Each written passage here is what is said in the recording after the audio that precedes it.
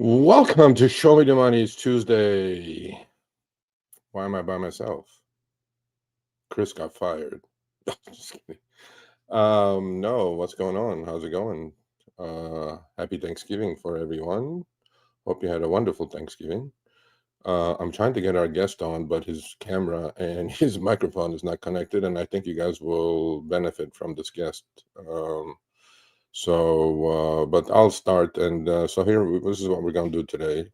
Since I'm on my own, we'll still go through the topics, but I want a bunch of you to come on. In fact, last second, I had this idea of, one of you to join me as a co-host, or maybe two of you.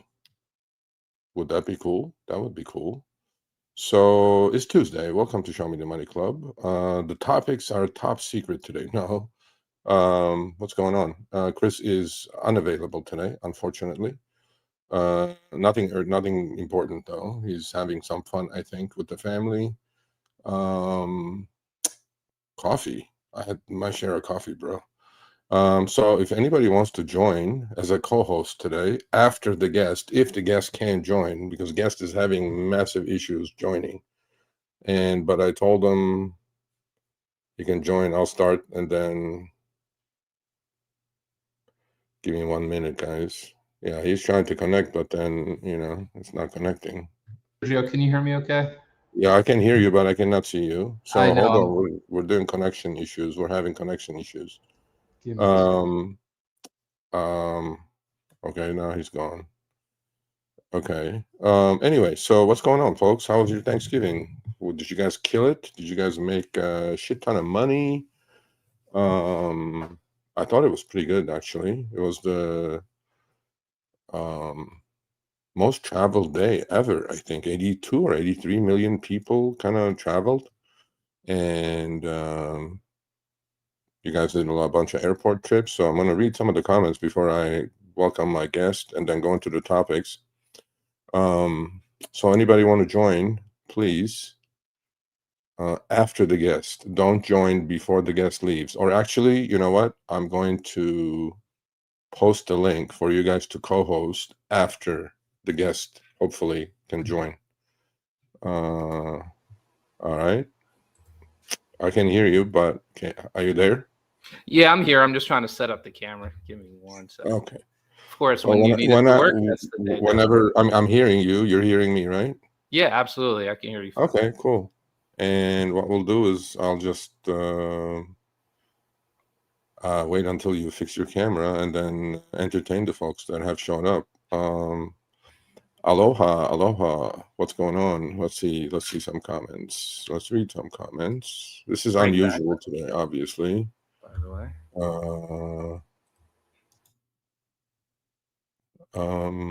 Okay. Private chat. Oh, okay. He has some technical issues. Okay, cool. What's going on? Let's see. Mike Smith said, MJ Smith, SMTMC. No freebies today. What's up? Good afternoon. Hello, all you used and abused drivers. Okay. Let's start on the right foot, Steph. Hello, everyone. Hello. Yes, this is wonderful right there. Finally. First one to smash the like button. Don't forget to smash the like button, please. It helps the algorithm. And according to Chris anyway, who's not here. And we'll get more views. And more drivers will watch us and watch you. And learn some stuff. You're here. I know you're here. Scradgy says, someone give Sergio a coffee. Are you kidding me, bro? I wake up at 5:30 every morning. I trade for a living. And I'm up at 5:30 already coffeeed up, so I wouldn't be worried about my coffee. Now, it's 3 something or 3:08 in the Pacific Coast, okay? Maybe it's time for some apple juice. Apple juice probably sounds better at the moment. And James Bond today. Is that me? I don't know. I like my martini shaken, not stirred, or stirred, not shaken, one or the other. I don't know which one.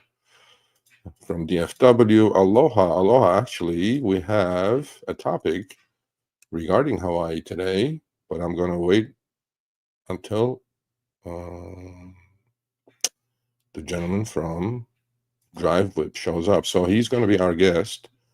And DriveWhip is something that I brought to our crew's attention. And I think it's the only car rental company that allows you to do both Uber and Lyft. As you guys know, if you rent through Hertz or Avis for Lyft or Uber, driving, obviously, or delivering. Well, you can't deliver, obviously, but you have to be careful with it. The point is, I think DriveWhip is the only company that allows you or has cars available to go on both platforms, so you can earn more money. I think it would be well worth your time to look into it. The link for DriveWhip is in the show notes. Show notes meaning if you click more, you'll see the link for DriveWhip. We're waiting for him to fix his camera. Hello, Daniel. I'll join Sergio. You love roasting me. No, it's not roast. We're going to be a co-host. This is serious work, Steph. I don't like roasting you. Apple juice, not coffee. That's right. Steph knows me. Okay, so let's see what this one says. Okay, I see the gentleman. So we're going to cut this off. I'm going to bring him on stage. Hopefully we can hear him and see him. Before I put him on stage, let me read this comment. Okay, you say you don't believe you see, so I saved just special for you guys. My first ride last night, 388. Okay, I had to drive 3 miles. Well, Mass Toy Shop. There is a thing called decline and recline. I would not be doing that trip unless you had something connected to it. So, thank you. Oh, we lost him again. Okay. We've never had a guest that had this much trouble, actually. Okay. Yeah, I saw that one. Did you guys see that one? There was a standoff. The guy's on the ground, spread eagle, guns drawn. Waymo goes, never mind. Just almost ran over the guy. I was like, I guess they're not ready for that kind of situation. But how many times you have that, right? Whatever. Steph is going crazy. Decorate your car, not flashing lights, junk car. Yeah, probably for Christmas. Yeah, Waymo did drive. Okay, we lost him again. All right. Well, we're gonna continue until he shows up. I'm stubborn mule. And bro, you showed up and you took off. What's going on? Are you on your cell phone? No. Why would I be on my cell phone? I'm on a very professional microphone, actually. For your patience. Oh, no worries. I think he's ready. Are you ready? Let's do it. Let's do it. Okay. So I already talked a little bit about DriveWhip. And here is, okay, but say your name, please, because I don't want to butcher it. Hi, my name is Henok Menase, and I'm Chief Marketing Officer at DriveWhip. Okay, welcome to the show, Henok. Thank you for having me, Sergio. How are you, sir? Living the dream. The dream is not being able to connect it to StreamYard. Yeah. But we have. That's why we ask folks to show up early. But to be honest with you, I don't think it was on our end. I think it was on your end. But long story short, Henok, as he said, he's the Chief Marketing Officer, as it says right down there. So, Henok, tell us a little bit about DriveWhip. How long have you been there, and what does DriveWhip do? Sure. Whip started in 2015. We started with one simple mission, which was really to give rideshare drivers a better experience from the car experience, from you having the right car at the right time for you to make the most amount of money that you can, right? When we started in 2015. So back then, the idea was that you were supposed to own a vehicle, right, to drive for rideshare. And so we really had a challenge, and we had to try to change kind of the way that people used vehicles, right? People thought that you needed to own a vehicle, and that made the most sense for you. But then we started showing people that When you put 50,000 miles on a car within a year, that makes no sense for you, right? Because now you're actually working against yourself. I think you have a finance show, right, Sergio? Yeah, I have a finance show, and in fact, mentioned 50,000 miles, right? Right. We just released an article on one of my articles on our newsletter, and he exactly talked about the business aspect of doing rideshare, because a lot of drivers do not understand business. They just put the gas in the car and go, and they think that's the only expense, Yeah, one of So the most important things that people have to understand when you become or come into the rideshare game is the true cost of ownership of a vehicle, right? yep, And it's not just your car payment, right? It's like, okay, your car payment allows you to use the vehicle for X amount of miles within a period of time, right? The minute you go over that, now you're depreciating the car faster, right? So a lot of people don't understand that piece of it. And so they say, okay, well, my car payment is 500, but if I rent a car, it's going to cost me over 1,000. But in essence, you're paying that just, not today, right? well, So the other thing a lot of drivers do but we tried to change that in the last 3.5 years we've been doing this, is a lot of drivers say, I made $100 today, mhm, right? I tell them, you didn't make anything. You grossed $100. Your revenue was $100. Now right, figure out your costs, right? right, Your fixed cost, your variable costs, and then once you figure that out, then you figure out what you actually made, which was right. your net. Your net versus gross is something that drivers, I don't think, understand. But so with so I know a lot of drivers. I mean, a lot of drivers have become my eyes and ears all over the nation. Okay. And I know actually a couple of drivers, and I have spoken to those drivers about DriveWhip or Whip in the past. And one of our mutual friends is probably Vinny from Florida. I don't know Many if you know him cuz. or not, right? Yeah. And so actually, I've been wanting to talk to you guys for a while, because there is shortcomings with the rental programs that Uber and Lyft offer, meaning they make you not be able to drive for anyone else. Because if you rent through Hertz for Uber, you can only drive for Uber. If you rent through Avis for Lyft, you can only drive for Lyft. So how did you guys figure that part out? So you explain to our audience, how is it possible to drive for multi-platforms with a rental from Whip? Yeah, so I mean that's a common question that we've gotten. One of the challenges is that, their programs are specifically, or the restrictions apply only to their vehicles, not ours. So our vehicles are independently owned, they're not owned by them. We don't operate through their platform, so you don't have to have a one-to-one relationship. As a matter of fact, I think it's a quiet secret, and I think all rideshare drivers do this, is that you have to multi-app. That's the Yeah, only way that you're going to be successful, right? So if you're driving Uber and you're renting, let's say, from one of their rental platforms, you're losing a lot of money. You're leaving a lot of money on the table. And if you're doing it from the other platform, it's the same problem, right? So what we try to do is to provide a solution for people to be able to make the most amount of money. Because, for example, you might not want to drive rideshare. You might be more inclined to do delivery, right? Because you might be a student, or you might take care of family, you might have whatever your life scenario is, you need that flexibility. So that's kind of where we came in and said, okay, you might not want to drive this, but you might want to drive that, so let's give you an opportunity to be able to make as much as you can whenever you can. So that's why our selection of vehicles is kind of robust, and it's always been ever since we've kind of been in operation. Because a lot of companies or rental car companies, what they do is they buy cars that make sense for them, not make sense for you as a renter, right? So Uber Comfort, for example, we've always been a big proponent of making sure that we have Uber Comfort eligible vehicles from the sedan side and also to the XL side, because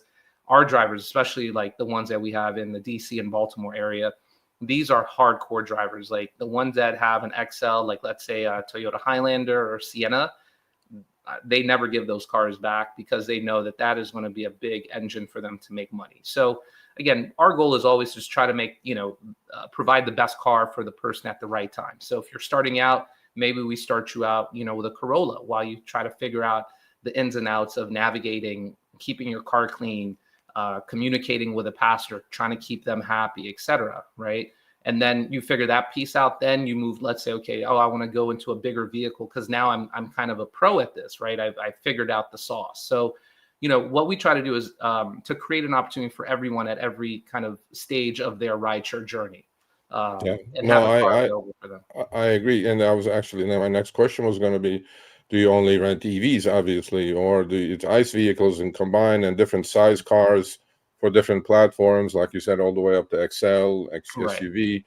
And so you do run the gamut, basically. From, you said Toyota Corolla all the way up to a Sienna, right? Yeah. And what is the breakdown of your fleet at the moment? Is it mostly EVs or is it mostly ICE or the other way? So I'll say we're about 50-50, right? Okay. And we're moving more towards an EV inventory. And it makes a lot more sense for rideshare drivers. I know one of the big things is that people, they're comfortable in gas, right? They're comfortable in starting the car up, going to a gas station and, just continuing, their rideshare journey with something that they're used to. But let me tell you, the real money is an EV. Right. And I'm not saying that because we provide EV vehicles, we provide them all. Right. So it's not like we have a preference of one over the other. However, we do realize that, looking and talking to a lot of drivers, just like the one you named, Vinny, because, they make way more money in a Tesla Model Y than you would in let's say, in a Toyota Camry. Yeah. Right. Just because of all the benefits that you get from Uber, as well as, the savings that you will make on fuel and the tips that you get. It's kind of, when you get into a Tesla, it's a different experience. It's a way nicer experience. And typically the people that are driving those cars are generally more experienced drivers. So, the experience is going to be kind of elevated. So again, we try to give a opportunity for people that have, okay, you want to start out with something smaller. We have a gas Corolla. But if you want to try something a little bit bigger and a little bit more elevated experience, then you have the Tesla. But just a little caveat, we do not have gas cars in every single market. So markets like Miami, Richmond, Philly, Orlando, those are primarily Tesla-only markets. Okay. Well, next question that I'm thinking of, I know the company reasonably well. Actually, I called Andrew one day a couple of months ago and I said, there's this company called DriveWhip, and I learned it from Vinny, actually. I didn't even know you guys existed. And then I thought, wait a minute, hold on a second. A light bulb goes off. I go, well, why should I be just on Uber, right? I mean, look, we tell people you must multi-app. And not only multi-app, you must do, let's say, morning time, you do rideshare, and then lunchtime, you do deliveries. And, if you're a full-time driver, you're a full-time driver.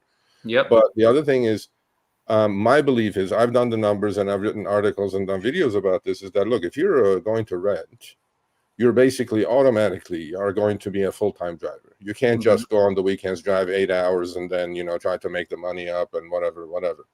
But then again, look, rentals have their space, and some of them, especially if you're on a single platform, like Uber forces you or Lyft forces you to do it. To me, it doesn't make sense. $500 a week, it's crazy. But if you if you can multi-app, and then the car is a little bit nicer than what you're going to get from Hertz, I definitely think there is a space for it. So I'm highlighting some questions, if you don't mind, at the end. We'll go through those. Sure. So how many markets is Whip in? So Whip is currently in 9 markets. We are in DC, Baltimore, Philadelphia, Richmond, Boston, Chicago, Miami, Orlando, and Chicago. And Chicago.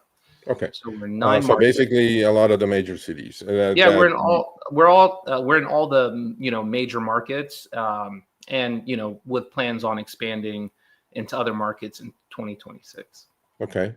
Is California one of those expansion plans? God willing. California is a very tricky state, so as I'm sure you guys are very well aware, it's a very tricky I live state, here. but it's a great state.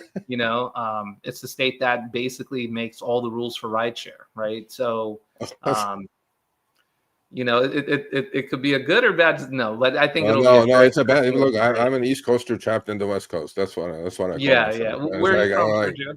Originally from New York, actually. So I was like, okay. But you already know New actually, York. I was born in Istanbul, Turkey, actually, and then and then ended up in the U.S. to go to college. Yeah, I So figured the name wasn't from New York, so. no, well, my Armenian name, I'm Armenian, so my Armenian name is worse than your first name. So Oh yeah, mine's people easy. people butchered it all through college, and then when I became a citizen, they go like, "Well, you have one shot to change your name." I go, "Okay, Sergio sounds good." Yeah, I like that. So long story short, so obviously there's a need for this, and you guys are expanding, and I've heard nothing but good things actually from Vinny about you guys. So Awesome. and when Andrew said, you're gonna have Enoch on, and I'm going like, oh sure, yeah, I want to know, because I think our audience will benefit from it. Thank you so much. Because I look, there are a appreciate lot of renters out there, but they want to know more details. So the chat's flying. So I'm trying to get my head together, and then also try to make sure that we answer all the pertinent questions. Love So it. I'm sure you looked into the cost of this, right? You priced your cars according to competition. I mean, you can't price it too high, you can't price it too low, but the advantage of being able to drive on multiple platforms, including delivery, is a huge, huge bonus. I mean, huge. I'd be attracted to renting a car instead of putting miles on my own car, right? So Yeah, let's go through that. I mean, you don't have to give us exact pricing, but how competitive is your pricing? Does it include insurance, obviously? sure. And let's Yeah, go through so some of the nitty-gritty stuff. we'll start. If let's focus on the EV side, right? Because we'll start there. So we have two models that we provide. We provide the Model 3 and we provide Okay. the Model Y. Okay. And then in the DC area, we now started offering the 2026 Model Y Juniper. We're the only ones who Oh, I provide love that. that car. That's my next car. So that car is really nice. I don't know, have you been Yeah. in one? Yeah, it's super, Yeah, super yeah. nice. So our Model 3 is $399 a week. Our Okay. Model Y is $449 a week. And then our Model Y Juniper is $550 a week. Right now, we're doing and we've been doing this for a while, is the Switch and Save program, where if you're renting from one of our competitors in the rideshare rental space and you come over to Whip, we'll give you $200 off your first month. So that's $50 off per week. And then that, for a lot of people, because a lot of times, the most difficult part is just trying to get comfortable with trying something new. And if you say, okay, well, I'm going to save some money and try something new and get a benefit of being able to drive, for multiple platforms, I think it takes away a little bit of that fear of just trying something new. So that's something we're offering. So if anyone in the chat here is interested in joining us, we will offer that discount to you as well. All we need is just a proof of that receipt. We also offer, like I said, we also offer gas vehicles. So the Corollas are $350. We have Camrys, which are standard gas. Then we also have the hybrids. So $375, $399 for the hybrid. And then the RAV4, which is $425, seats 5, does qualify for Uber Comfort. So that's really good. You get that benefit. And it's really good for airport trips and good on gas. It's a 4-cylinder. So, you can do really well with that. Then you have the Highlander, which is a 7-seater XL, qualifies for Uber Comfort. That's $450. And then our biggest one would be the Sienna at $500. And that they're all hybrid. So, when you're looking at price, you have to think of two things: price and value, right? The price is what you're paying and the value is what you're receiving, right? So I never look at price, I always look at value. You might be paying a little bit less elsewhere, right? But the value that you receive is significantly less. And so I look at that and I say, okay, can I make more money with Whip, or can I make more money with Avis, Hertz, or, one of the other guys? And if the answer is yes, then I just look at the numbers and make my decision based off that. No, I think, I mean, I appreciate you going through all the pricing. Obviously, there's going to be a question from the audience, but I thought about it. Like, how about insurance? Does that include Oh, insurance? I'm sorry. Yeah. So everything is included. It's a one-stop shop. You get free maintenance. So we take care of everything with the vehicle. We don't outsource it to anywhere else. That's one of the biggest differences between us and like our competitors, right? The other guys, a lot of times they will let you drive that car till the wheels fall off. Like literally, we've seen it, right? And then, so with us, we don't do that. That car has an issue, you let us know, you bring it in, as well as we have a maintenance program that the car comes in every 60 days or 10,000 miles just to make sure the car is good. If you need an oil change, brakes, lights, tire, anything like that, right? And then, so everything's included: free maintenance, unlimited miles, your insurance, and your rental. It's all one package.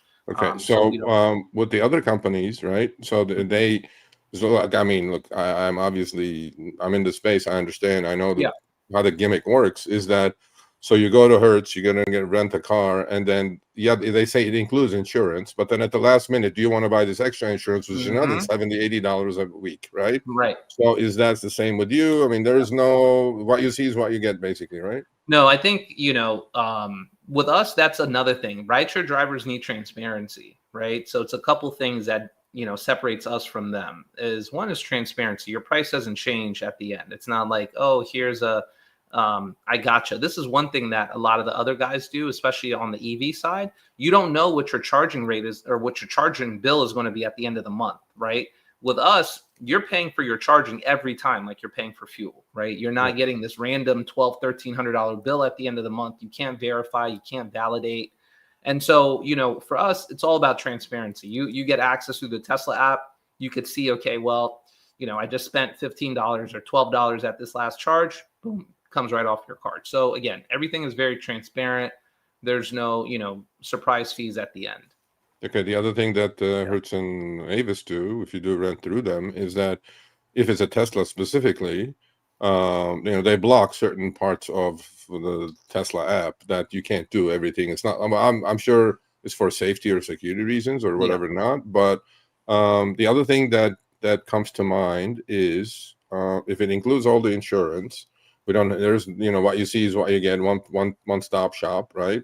The thing that is to me really interesting in all this is that I get like literally 1,500 emails a week, and a lot of them are about rentals. That how at the end when they return the car, they got absolutely screwed, right? And they come up with a bill that they cannot afford to pay. The other thing is with Lyft specifically, if you rent through their Flex Drive, you start with a negative at the start of the week.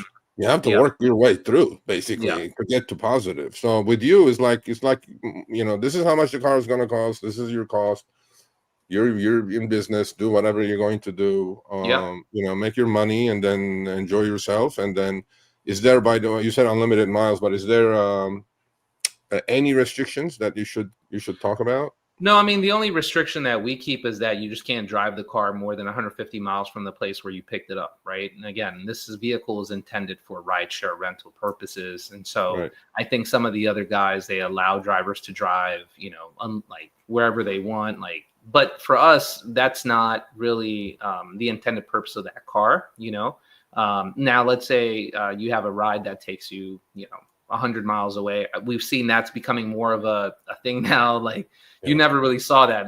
No one took an Uber 90 miles away. But as we're seeing that more and more, our drivers are allowed to drive as far as they need to make that ride, and then try to get a ride back. But we really don't restrict you. Rideshare drivers, you to be a really good, successful rideshare driver, you have to be disciplined, right? So the discipline will show itself, in your results and your earnings. And so our goal is just to try to help you and be your partner in that journey. And so ultimately we can just give you the car, but what you do with it is really up to you. Okay.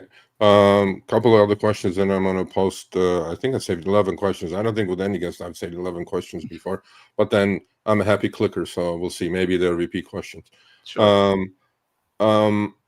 So let's say I'm in Philly, okay, or Chicago or Boston, and I want to rent a car from DriveWhip, right? What's the process? How difficult is it? How easy is it? Because I know, again, hearing ridiculous disaster stories from Hertz and Avis renters, what they go through, like they say the car is available, and you go there, the car is not available, and all that stuff. So that's so weird. Is it an online process, or do you have brick and mortar style places where we can go? We have to go pick up the car, or how does the process work? So in Atlanta, Chicago, Baltimore, and Rockville, our Washington, D.C. location, we all have physical brick and mortar stores. So there you will go and pick up your car from one of our locations. And, our front desk team and our in-store team will help you with everything at that. When it comes to other markets, these are remote pickups, right? So we'll remotely unlock the vehicle for you. And again, those remote markets like Miami, Orlando, Philadelphia, Richmond, Orlando, those markets will remotely unlock the vehicle for you, give you access through the Tesla Super through the Tesla app, so you can also have access to supercharging. So everything is done remotely in those places, but in the other 4 markets, you will come inside. We'll do everything for you. We'll schedule you to come back in 60 days to make sure that the car's in good shape, take a look at your car, etc. The process to fill out an application, really simple. You just go to drivewhip.com. You'll see a button that says join now. And then you'll fill out the application. Again, all we ask for is 3 things: picture of your license, proof of address, which can be a bank statement or utility bill in the last 30 days, and a proof of your rideshare, which is your Uber or Lyft driver dashboard or profile. And we review that and then give you an answer typically the same day, if not the next day. Yeah, And is you can there pay with, any like rating restrictions or things like that as far as a driver? Yeah, I mean, obviously, you want to keep somebody or put someone in a car that has the propensity to stay in the car, right? So if you have a 4.6 rating, unfortunately, that's not going to work because you're already on the way out. But again, no, we I try don't to do blame you. I don't blame you at all. Yeah, I mean, because if you're already on the way out with Uber, that's indicative that that might not be the best thing for you, right? Maybe you're better as a delivery driver, maybe better for Amazon Flex. So, it's all about, it's just learning. We're not going to be good at everything that we try, but as long as we keep trying, I think that's the number one key to really making it in life. Just keep trying. Okay. Well, folks, link is in the show notes. Show notes meaning it says more next to the description. You click more. DriveWhip's link is right there. You guys. So I'm going to put up the questions one by one. Let's go through them quickly because this will not end. Not that I wanted to end. Don't get me wrong, but I think they're fair questions. So first question: I have not been able to get an XL from DriveWhip in 6 months. Okay, so Mr. Noise 7632, what you can do is you probably should send me an email and then I'll forward it to Henok because that's how we work. I've become Uber Lyft support, so I'll become Whip support. You can be Whip support. Great, thank you. We always need more help, Sergio. Thank you. Of course, I got pro bono work. So let me know what market you're in and I'll forward your email to him and then that will get resolved. Cool. A lot of questions going to be about location. I was just clicking and saving. Is Whip available in Savannah, Georgia? We're not. We're available in Atlanta, Georgia, though. But if Savannah becomes a big enough market and, it's something that, makes sense, that's the beauty. We're not relegated to saying yes or no to any market. We're willing to go to any market if it makes sense. So it seems like though, like all the cities you mentioned, Chicago, Boston, Atlanta, these are all major cities, right? I mean, obviously there's traffic, there's demand. You want your drivers to make money. I mean, look, it just makes sense. Or Miami or whatever. Yeah, you want to be in a place where people can actually make money. So do you have Suburbans, Escalades, Navigators? No, because we like reliability, so we go with Toyota. And so we provide Highlanders and Siennas and RAV4s. So no. Well, I think if you have Siennas, Sienna is probably the favorite driver of any XL driver. It's the best car I've ever, one of the best cars I've ever driven, especially for rideshare. They've got, dual sliding button doors, so you don't even get up. You just press a button and then, doors open on both sides. Passengers love it, and they're great on fuel. So. Yeah, for sure. Especially the hybrids. Yeah. So how long is the commitment for the rental car? Weekly, monthly? I think there was a similar question later on. It's a weekly rental, but you can keep it as long as you want. There's no maximum. It's just a minimum of 1 week. So you just renew autumn. If you don't, do you have like 24-hour grace period or something? Or do you have the notification period that you have to tell DriveWhip, I'm returning the car or something like that? If you just tell us hey guys, I want to return the car tomorrow, there's no you need to tell us a week in advance. I mean, because life happens. And again, this is what we kind of go back to, is that flexibility that other companies don't have. It's you have to stay in it for a week. Well, what if something happened? I had a death in the family. We work with a lot of international drivers, so we need flexibility. So sometimes people have to go across the world, in a matter of a day. So we're not going to make that, situation harder for you. And then we'll make it easy also for you when you come back. We'll be able to. So it says bring you to Denver. You're not in Denver. Are you in Denver? Not yet. Denver's busy, huh? I hear that Denver's a really Denver busy is pretty big. Actually, Denver is moving on up as far as demand is concerned. Is SC eligible? SC, I'm assuming South Carolina. South Carolina. We are not in South Carolina yet. You should be like in probably that's a good tourist market, man. You should be like in Myrtle Beach or Charleston. Charleston. Yeah, Charleston, yeah. I hear a lot about Charleston. yeah, we do have that's a top tourist town. Yeah, my mother-in-law just came to When are visit. you coming to Oklahoma? I don't know. He'll tell you. I don't know. We never had a request for us to come to Oklahoma. See what I mean, man? Yeah, See, we're maybe all over the Tulsa nation. busy. I We're didn't we're know. we're all over the country, and Yeah. including, by the way, there are people who watch us in New Zealand and the UK and Australia. So I'm I sure mean, I'll you get an guys are email. Is it amazing, in Australia? I'm man. like, no. Sergio, I mean, the way that you hold these companies' feet to the fire, I have to say, I really appreciate it. And We you tried. don't pull any punches. It's really, it's Nope. great. You're a real advocate. And I'm not just saying that because I'm sitting here, but I've watched a lot of these episodes and a lot of these shorts. Like you're really an advocate for drivers, and Well, you know what it is, Enoch? I mean, I think until, I have a finance background and I don't like doing anything half-ass, okay? And not because it's a finance background, but I'm thinking until we started doing this like 3.5 years ago, the Show Me the Money episodes. And, we built a community, and the community has grown over 125% from the first day of the Rideshare Guy YouTube channel growth to the last 3.5 years. It's like 125% more. So if you do the right things, people are going to show up. And Yep. people trust me, and they go like, okay, this guy doesn't pull punches, like you're saying. Look, I have a relationship with these companies. I don't deny it. I talk to their CEOs and this and that. But I do understand where they're coming from, right? Right. Because finance, I can talk to them in their own language about earnings and this and that, but I also get my hands dirty, and I'm a driver. I understand what the driver is going through. So I Absolutely. have this top-down look that I go like, hey, this is bullshit what you guys are doing. And Yeah. to their credit, most of the stuff gets fixed, actually. So I'm surprised. Yeah. It's really amazing. I mean, kudos and hats off to you, man. Well, I appreciate it. Thank you. New York City is a tough market. It's like California, and they have a lot of regulations there. New York City, they've capped the number of rideshare drivers that can be in New York City. So it doesn't make sense just from that perspective. Also, the number of tags that you can get is also limited and very unsustainable. So those aren't, that's not a market that we would be interested in.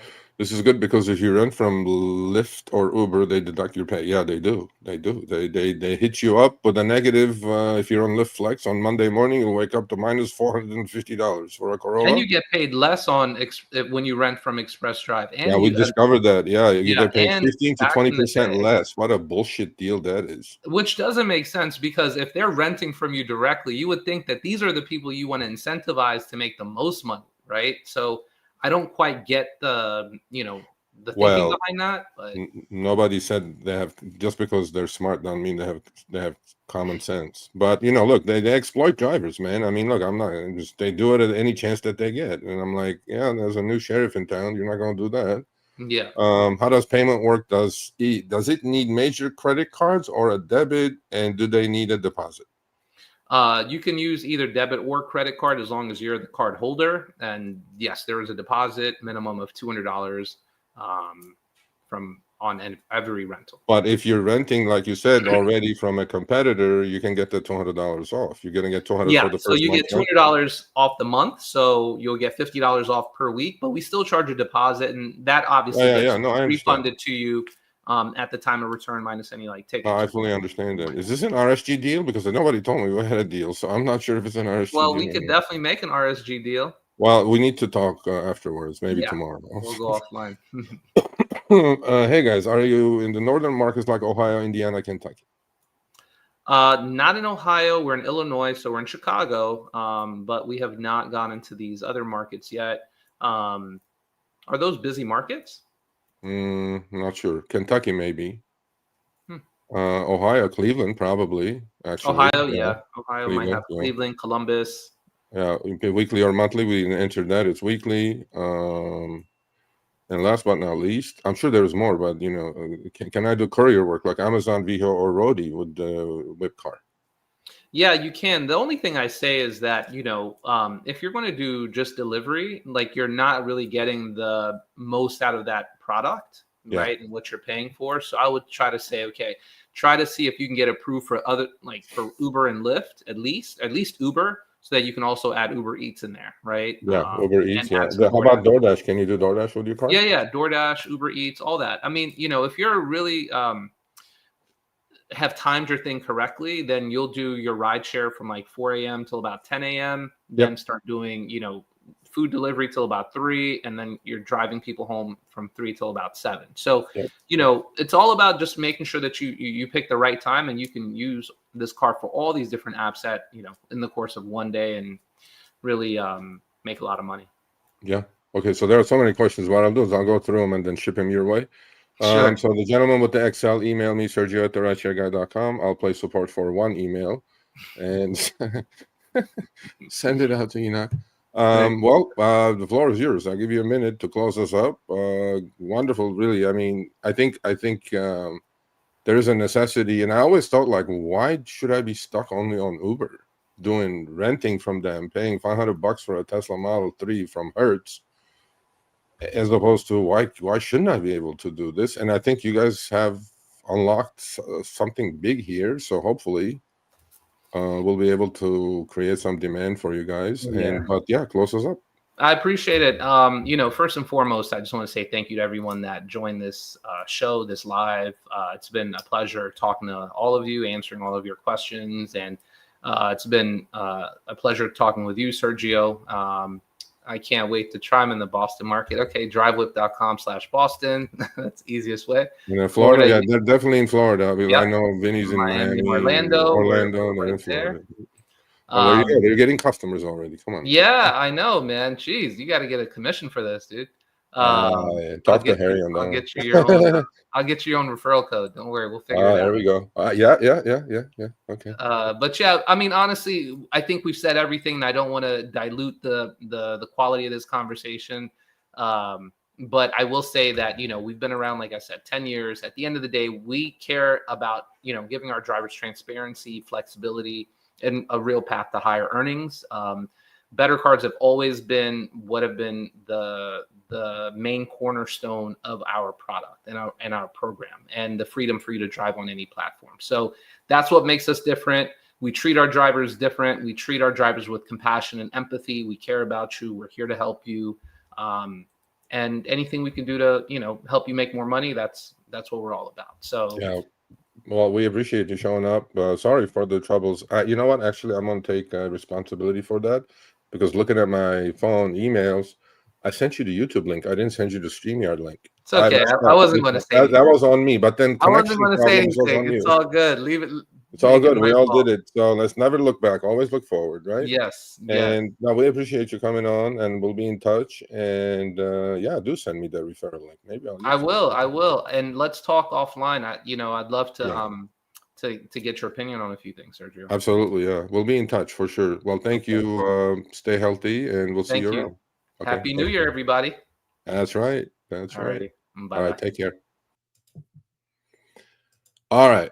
Hope you guys like that. I think this will do well for you guys, including insurance. Tesla Model Y for, what was it? $449?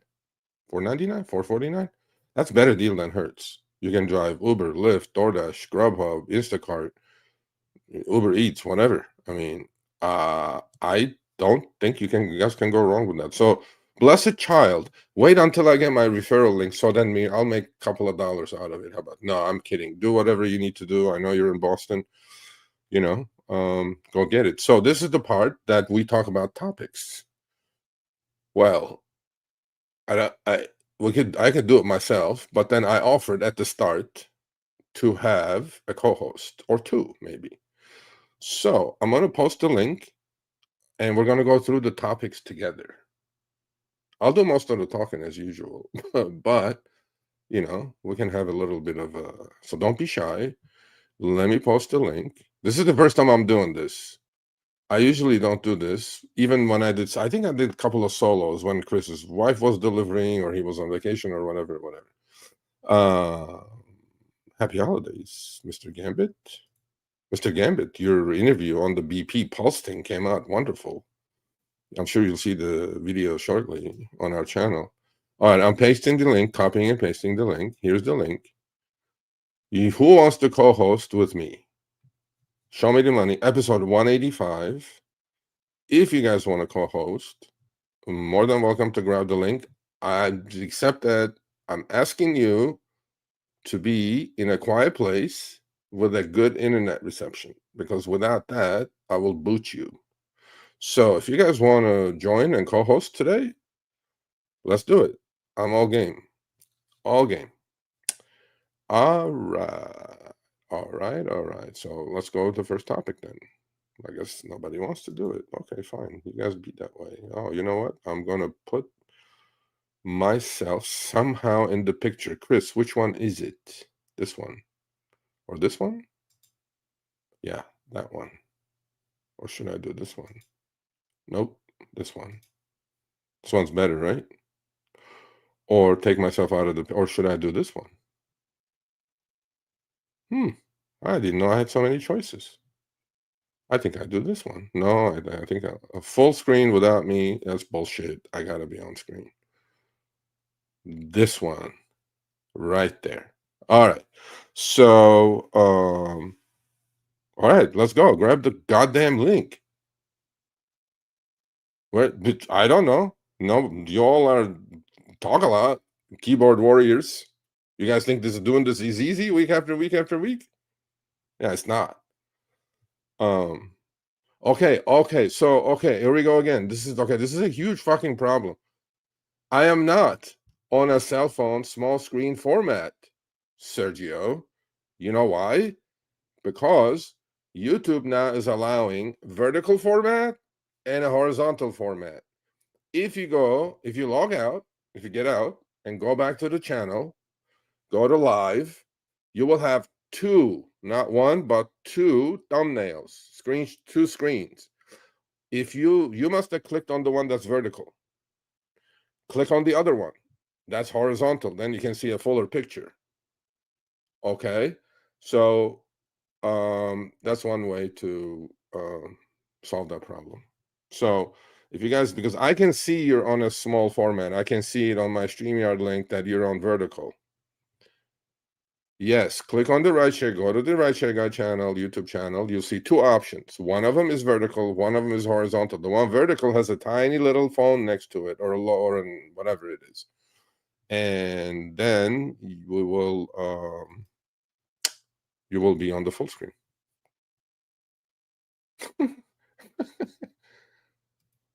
What do you mean? Why? Just pick the other one. Nobody's forcing you to be on vertical. Okay, you know why? It's not nonsense. It makes sense. There's a lot of people. Okay, we're streaming on Facebook. We're streaming on LinkedIn. We're streaming on X. We're streaming on YouTube.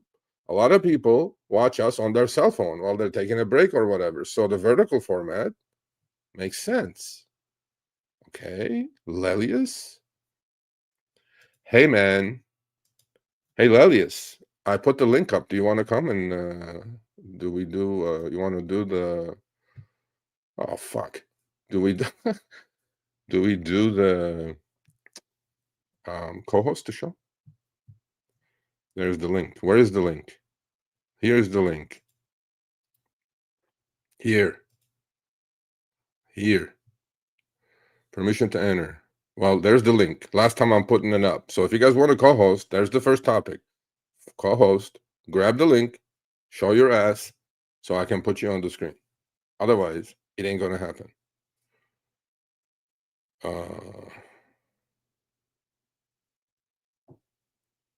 Hey, I don't give a shit, people.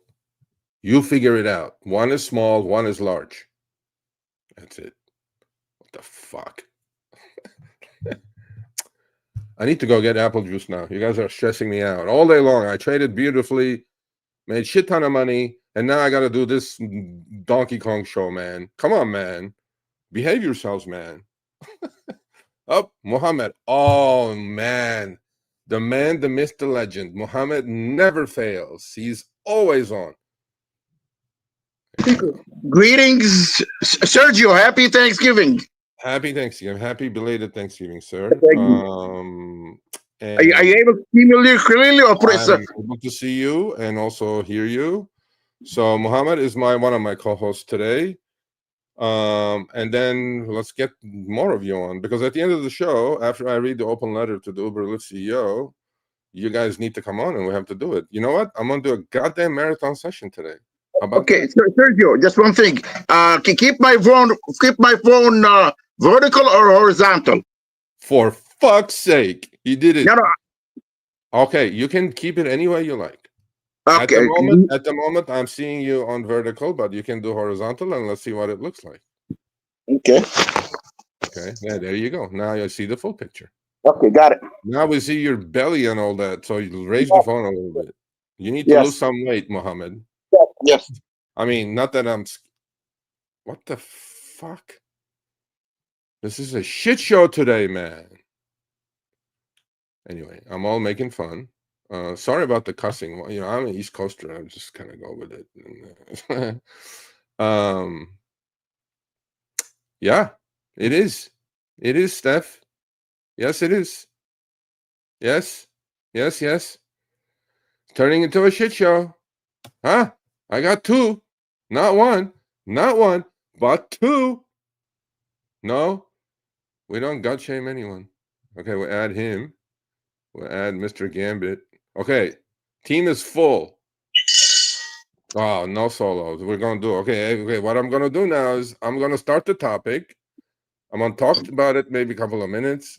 So either mute yourselves or I'm gonna mute you, so I don't hear your background noise and all that shit. Actually, I'm gonna mute you guys. Okay, so he muted himself. All right, so my hats off to one of our viewers from Honolulu, Hawaii, Richard Deddy. He made it to Business Insider with my good friend Alex Bitter. And Alex Bitter, by the way, is doing an exclusive on Guess Who next week. Hint, hint. Anyhow, here's the deal. Richard and I have been emailing for a while now. And he goes, Serge, pay is shit in Honolulu. I've been doing this for a long time. I want to do what the Washington State drivers did. I want to do what the Massachusetts drivers did. So I gave him the playbook. I said, listen, this is a grassroots kind of a thing they did in Washington State. It starts with one man. It starts with a small fire, but then it blows up. Well, it's no joke that Washington State has the best pay and best benefits in the country when it comes to Uber and Lyft. So Richard went and got in touch with the city council, found some friendly city council members, and he started the petition and he wrote them letters and he got their ear. So now that he got their ear, he's in the game. Richard, my hat's off to you. It always starts like that. And the headline of the Business Insider article with Alex is, I drive for Uber and Lyft in Hawaii. I earn less than I did driving a cab. Think about this, folks. But this benefit keeps me coming back. And which benefit is that? It's not a benefit. We all know what it is. It's the flexibility. Richard Deddy has driven for Uber and Lyft in Honolulu since 2017. Deddy says it's a flexible side hustle, but Hawaii needs laws protecting drivers' pay. Damn right. Some ride-hailing drivers have said their earnings have fallen over the past few years. So let's give a hand to Richard and wish him the best, because he has all my support. I'm going to walk him through and give him the most support I can give, because if he says drivers need help in Honolulu and Hawaii in general, I take his word. And there is Richard. Good work, Richard. We'll get going. So my co-hosts, Mr. Gambit and Mohammed from Michigan, what do you guys think about this? I think that's a great idea. Great idea to get started. And maybe I can start here in Dearborn, and work maybe to Detroit and on the surrounding cities. We can start a movement, and we'll see from there. My question is, Yeah. I mean, why shouldn't we demand because if they're paying the same, if they're paying the guarantee in Minnesota, shouldn't that be, like nationwide? No, that doesn't work like that. That doesn't work like that, because all the state laws and everything else is different. Plus, if you didn't notice, Uber is a $250 billion company, and they lobby hard, and they bought all the politicians already. So it's not. If you think it's easy to fight Uber on a daily basis like I do, it's not easy. So, but it starts like this. It started like this in Washington State, and there was just a guy here. He says, "Hey, Richard, I live in Honolulu. There you go. Email me, Sergio at therideshareguy.com. I'll connect you with Richard, CWJ9367. And so, what do you say, Mr. Gambit, about this? What Richard is doing? You're muted. You're muted.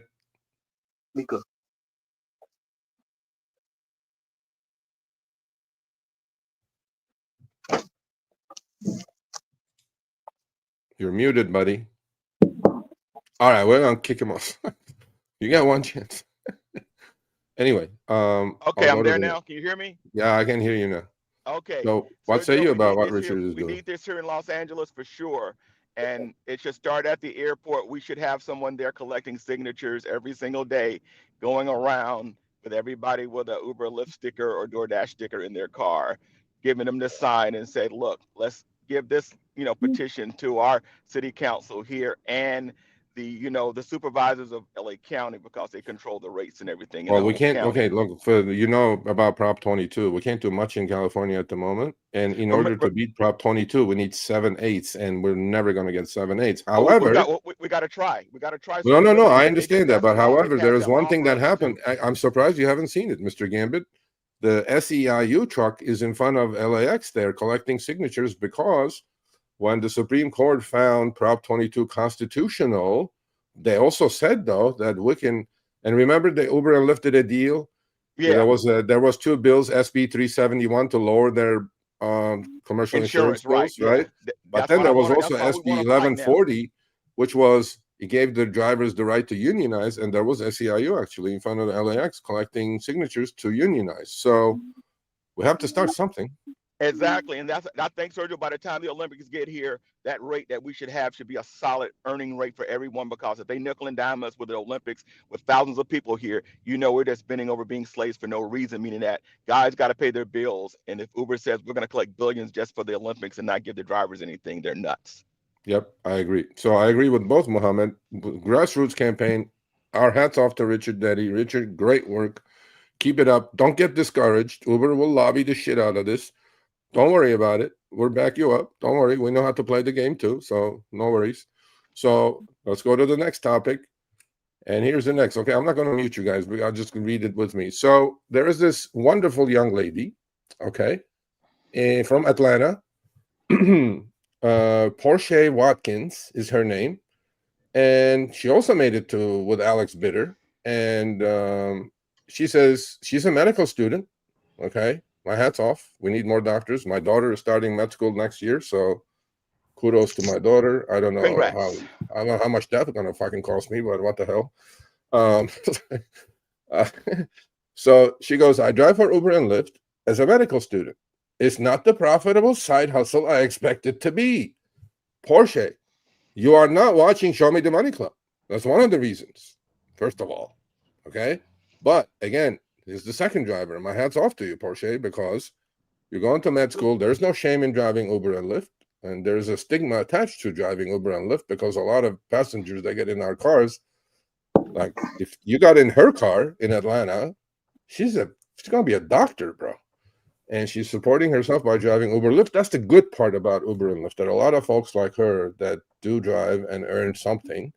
Obviously, she's not doing it the right way to complain about it. If she did it our way, I think she would make more money. Uber and Lyft, other apps market themselves as ideal side hustles. I think they are. I honestly think they perfectly are side hustles and good part-time gigs.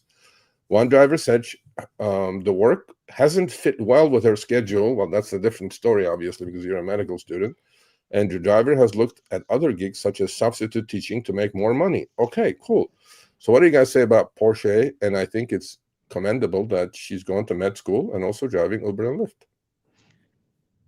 I think for sure she knows exactly that what we saw, and I've saw this for 10 years, Sergio, and you have too, that this is a great way to earn. Any businessman puts his business hat on, can figure this out.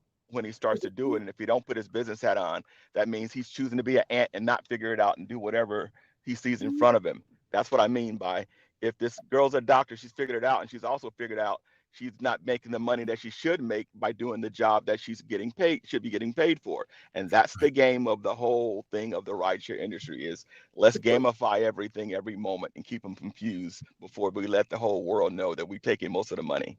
I agree. What do you say, Mohammed? I mean, I commend her for going to school and driving Uber and Lyft. Yeah, I mean, that's great. That she's trying to make extra money for her medical school. I Yep. mean, I know that the pay is not the same; it's lower. Is she driving like busy hours, or Well, if she?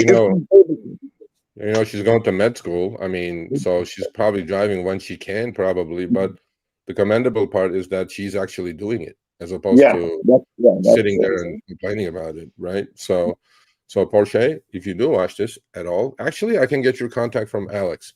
I will get in touch with you, and we should do it behind the wheel with you. Not only that, but what we should do is we should teach you how to drive so you can make your money. In fact, folks, here's a fact. This is a fact. I interviewed on Behind the Wheel a young lady from Pittsburgh, Pennsylvania called Lindsay Stamp.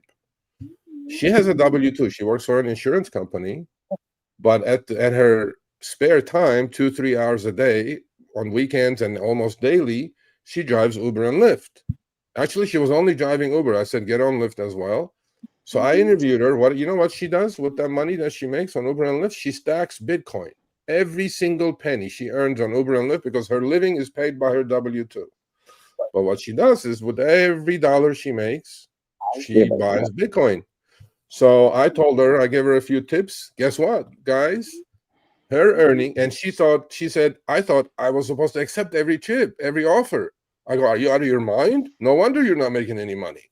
So I told her how to cherry pick. I taught her a few tricks.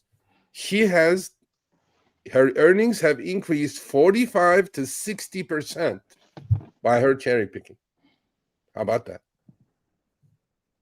Absolutely. And I'm glad she learned how to do it, Sergio. And I wish we could do something like an infomercial late night to put around the world. That's the only way we're going to show all the masses that you got to cherry pick to earn, and not just do these $2 trips and tell these companies that, look, stop doing this. And I call it the Suge Knight theory. It was that whole thing about Suge Knight, and that's a crazy gangster guy. He's in jail now, but he would go to different sites and everybody would feel pressure to do things. Only time they ever get pressure, Sergio, is when they know they gotta get these people moved, which is at NFL games right now, which is at the airports around the world. They can't play the game and give these little 50-cent a mile trips. They have to do it to move people. That's the press the issues team. We can't press the issues in no cities because they get to throw out any willy-nilly number and anybody grabs it because they're hungry these days. Yep, I agree with Mr. Gambit. Mr. Gambit is the sniper extraordinaire in Los Angeles. He is the top sniper in the city.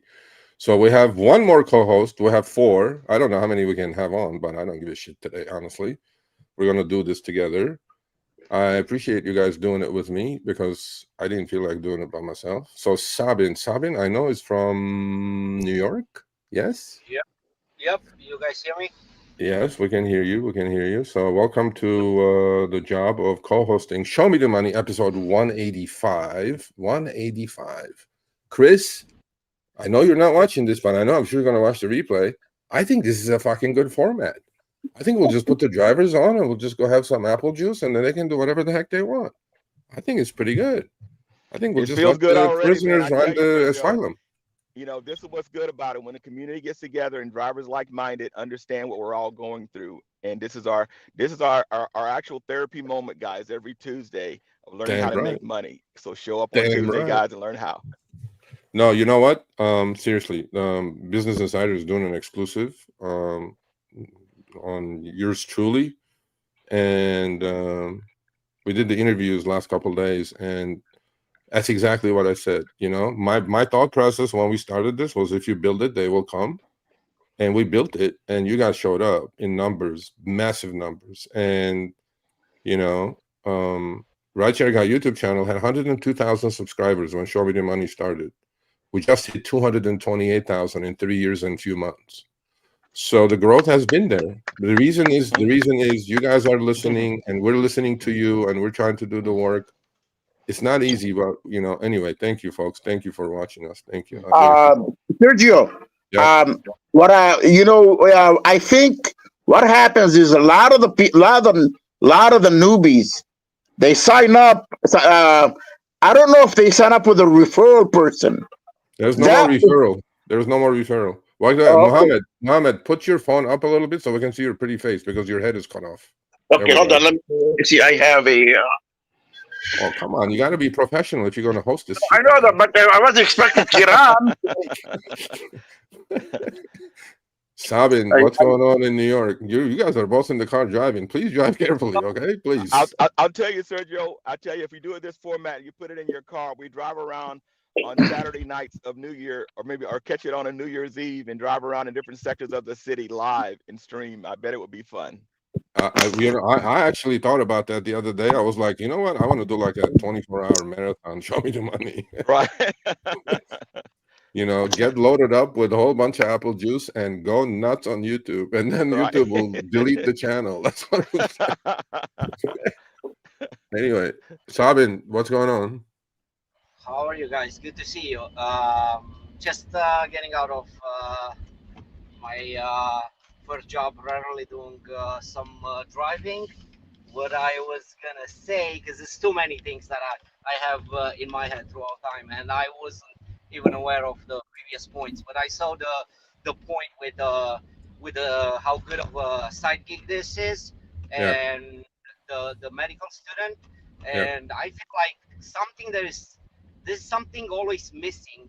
And all I want to say, this is actually the first thing I want to say, that it's just too much advertisement for these companies. Just I hear Uber and Lyft and the Lowe's and different states, and it's always a losing game for us. So including the fact that it's a good side gig, it's not good for us. It's good for someone who's a medical student that already has bills to pay, such a car and a car insurance and so on, that is based on other priorities, like because you're going to school, you're going to my first job, like I do, right? But when they say go rent a car, we could barely make it nowadays with a car that you own, right? If you do full time. So it's not the side gig that is good, other than it is like an advertisement for these companies, which doesn't make sense. As a side gig, they cannot sustain their business model.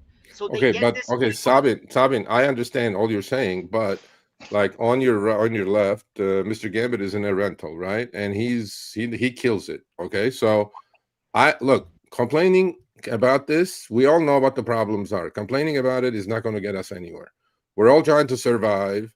I think it'll be a lot more uplifting as opposed to talking about issues that we know exist, right? Well, I don't tell anyone to do rideshare. And in fact, as a rideshare channel, I always say, do you have a plan B? Because this is not a career, okay? You need to have a plan B, and sometimes it's not even worth doing rideshare, okay? But the other thing is, Sabin, nobody's putting a gun to anybody's head to do this. Delete the app. Nobody cares. But what I want to say is going back to my point of advertising, right? It's either rent a car, and I know there's successful cases that's making enough money for what they in the long run, considering the hours you're putting in. So I have the best example. I have a friend that I sent you a text message. I know you don't have time for to Twitter and stuff. He proved that throughout 80 years in New York City, with the rates of Washington State, right? Right now, they're very good rates, right? 66 cents a minute and 124 a mile, and because that's going down in distance, going up in time, and it makes sense more nowadays because you're, for the most part, you're always sitting in traffic. So as long as the time is increasing, it doesn't matter, they're decreasing the per mile. So these guys, I know all the ins and outs of Uber and Lyft Uber was closed 5 years in 2021. Lyft was closed a few months back. This guy was working 7 days a week, 12 hours a day, and he had a target of 500. Sometimes he wasn't making it. He was making for 8 years $3,500 a week, sometimes summing up at $15,000 a month. But he was doing 80 hours a week. And if you do the math, it's simple math. It's two jobs. So if you cut it in half, it's a 40 hours, 7,500. Then you deduct your expense, which were within. Yeah, but wait, okay, hold on a second. There is no other job with a W-2 entry-level job, because rideshare is pretty much an entry-level job, that you're going to make that kind of money on your own time, whenever you turn the app on, app off, whatever. Like, I'm not defending these companies, but you have to, Well, Sergio, let me help these guys out, Sergio, that don't fully understand the rideshare game. And even the veterans sometimes go, how do you do this? And I will help them. This is my little tidbit. I'm going to help you guys. The main thing with rideshare is this. You have to find the maximum payment sector in your area. Find the time to work it and work it. Don't give me this, I got to work 12-hour garbage. They love for you to say that and get out here and put in 12 hours doing garbage trips and getting pissed off. You better find the time. I don't care if it's 12 o'clock at midnight, 3 o'clock in the morning. You find the time to maximize your money and do something else. The minute you sit in that car and say, I got to put in 12 hours during the day, you're the monkey they want to drive around doing those trips, and they're going to feed them to everyone that's around. Yeah, So when people don't fully understand that, that's the main thing, that when they're frustrated, don't get frustrated, guy. You find this sector, I don't care if it's a bar, hospital, whatever place you got to airport, you find that area to make your money. And you maximize that and find the times to do that, and don't get frustrated. Trust me, I've been there. I know what you're going through. So quick question. Does your friend Sabin is that friend still driving? Yes, he doesn't even realize this guy came to the U.S. Okay, so but he's still driving. Look, you're still driving, right? Listen, I'm driving to cover the high expenses that New York City has with $5,000-$6,000 commercial grade insurance and so on. Plus, my car is being paid. I have a full-time job. I spend money on gas and stuff. I don't put the hours in to make the profit. So his business model was good, because the more he would work, the more he would be left after deducting all his expenses. And I appreciate he had the opportunity, and I give credit to these companies for creating such thing. But in reality, he's in New York City, he's working so much, and at the end of the day, it's not like you're wow. Okay. Then what he should do is he should stop. He should delete Uber and Lyft, and he should go get a job, stand somewhere for $25 an hour, and let's see how he likes that with a boss on top of his head. Maybe he should do that. He knows he's not gonna get something not even close as far as an opportunity to get him to. But right now, at the end of the day, he's out because both apps basically deactivated him after 8 years, 35,000 trips. This guy would take trips that weren't even paying to get them in middle of Times Square. It would take him 20 minutes to get in there for a 5-minute trip to make $4. Okay. Well, all right. So, all right. I get the point. So this is what we're gonna do. New rules. Okay, new rules. Okay, we're not going to filibuster. Okay, because I don't want to boot you off, but we're not going to filibuster. So you're all my co-hosts. I'm going to keep you on the screen. We're going to go through the topics, and then I'll give you guys like 30 seconds to run your opinion on the topics, and then we'll just at the end we can open the mic for everyone on the chat, and then invite more people on. Do maybe a town hall or some shit, whatever we need to do. I don't understand the problem, Sabi. Talking about the problems is not going to solve the problem. We all have choices in life. We're all making choices ourselves. I am not in the mindset of a victim. You behave like a victim, you're always going to be taken advantage of. You're going to be a victim. Nobody's making us do this, guys. Nobody. The minute you want to sign up. Serge, I was a victim, and one way or the other, just like you said, at some point, the more you work, eventually something is going to get screwed. It's either absolutely. You get deactivated and so on. But I was victim so many times, buying cars, flipping all the gamification that you just so-called, right? Not changing rules overnight, and forget about what happens in of this country, right?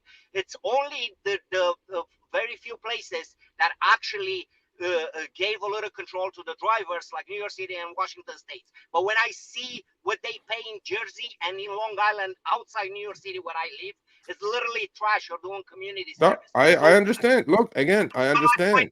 But my point is to think about also alternatives. And I don't want to give names and so on.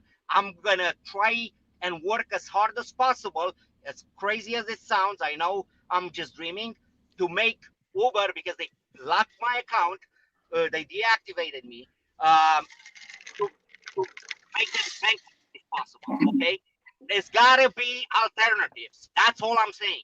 Well, the alternatives, I helped an alternative in the West Coast. They went bankrupt. There was a $4 billion alternative that I helped launch in Florida. They left the country, called InDrive. Alternatives to other rideshare companies have tried. They don't have the pockets. They don't have the brand identity, and they can't do it. They just can't do it.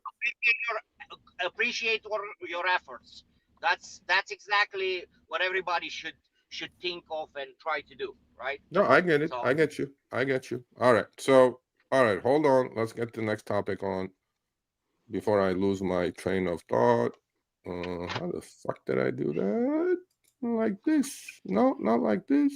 Like this? No, not like this. What the fuck? Oh, like this. Like this. All right. So, next topic we're going to talk about. You guys can see this. Uber's getting sued. Actually, not Uber. Taxi companies getting sued. You guys remember, right? When Uber showed up, taxis got all demolished, right? The medallion system and all that good stuff, right? And well, guess what? What's happening now is that Uber put a lot of taxi cabs around the globe on the app. You can actually order a taxi cab through the Uber app as well now. In a lot of cities in the US, San Francisco, Atlanta, New York City, and whatever not. So taxi hailing apps accused of scheming with Uber to inflate prices. So the taxi companies actually are in bed with Uber, and now they're getting sued. There's a proposed class action filed on Monday in federal court in Manhattan, accused. These are all the companies Uber is in bed with, all the taxi companies. Curb Mobility, Flywheel Technologies, Creative Mobile Technologies, and its subsidiary Aero of violating antitrust law through a business partnership with Uber that integrated their technology into its app. I guess the taxis are learning from Uber as well how to screw the rider royally. Yep, and they call it a little bit of price fixing there, Sergio. They price fix around a lot, and you know the sectors they do it in. That's why antitrust and price fixing, obviously. But the taxi hailing apps stopped competing with Uber. They gave up, and then Uber said, "Yeah, we'll put you on our, we'll put you on our app as a choice for the rider." Now, the rider actually, I think, is the one that we need to wake up these days, folks, instead of the driver. So once they put the taxi apps on their app, by doing so, the defendants are claiming that they traded their growing competitive momentum for access to Uber's scale and revenue streams. The lawsuit alleged that arrangements have led to uniform or near uniform pricing between Uber rides and taxis booked using the Uber on the defendant's apps. The plaintiff, a resident of New York, asked the court to grant class action. So what's happening is that there's collusion, it seems like, between Uber and all the taxi companies that they, put on the app. And so here we go. What do you guys think about this? Absolutely, Sergio. Let me go first. Here we go. When I came back to this thing and saw that they blended every tier and says one price fits all that we dynamically decide, that's when the taxis started making more money because their rate will be bumped up in the sector, even at the airport, to get the better money and get the ride. So when they play the game of giving the least amount of money to the Uber X drives, these are all the X rides that they offer mostly on the radar. They know they can keep that thing locked there. The next tier up will be that taxi, and the taxis, they're there by the hundreds every hour to take the overflow because people get sick of trying to get a ride knowing nobody's going to take that 50 cent a mile trip. So they'll bump it up a little bit when they run out of taxis. They know how to floodgate the riders basically people who need to get a ride, and the people who got to take these rides, which is taxis and Ubers. That's why they said, let's just screw tiers. They don't care if you got the best car in the world or the best taxi in the world. They just want to get you in that car to get that particular profit they need to make for every trip that they take. Yep. Mr. Gambit has a good point there. What say you, Mohammed? Well, I guess what do you call it? That, I mean, that's, I don't know what to say. I mean, it's the taxis and You don't Uber. have to say anything. You don't have to say anything. But I mean, yeah, the point that what we do here is not fucking easy. But yeah. No, I'm not going to say anything because it's, you know, I mean, I knew from day one that we're screwing the taxis, and the taxis, I jumped on board with Uber. So there's nothing to say. It's okay, cool. All right. So, and Sabin, you have a 30-second comment on this topic?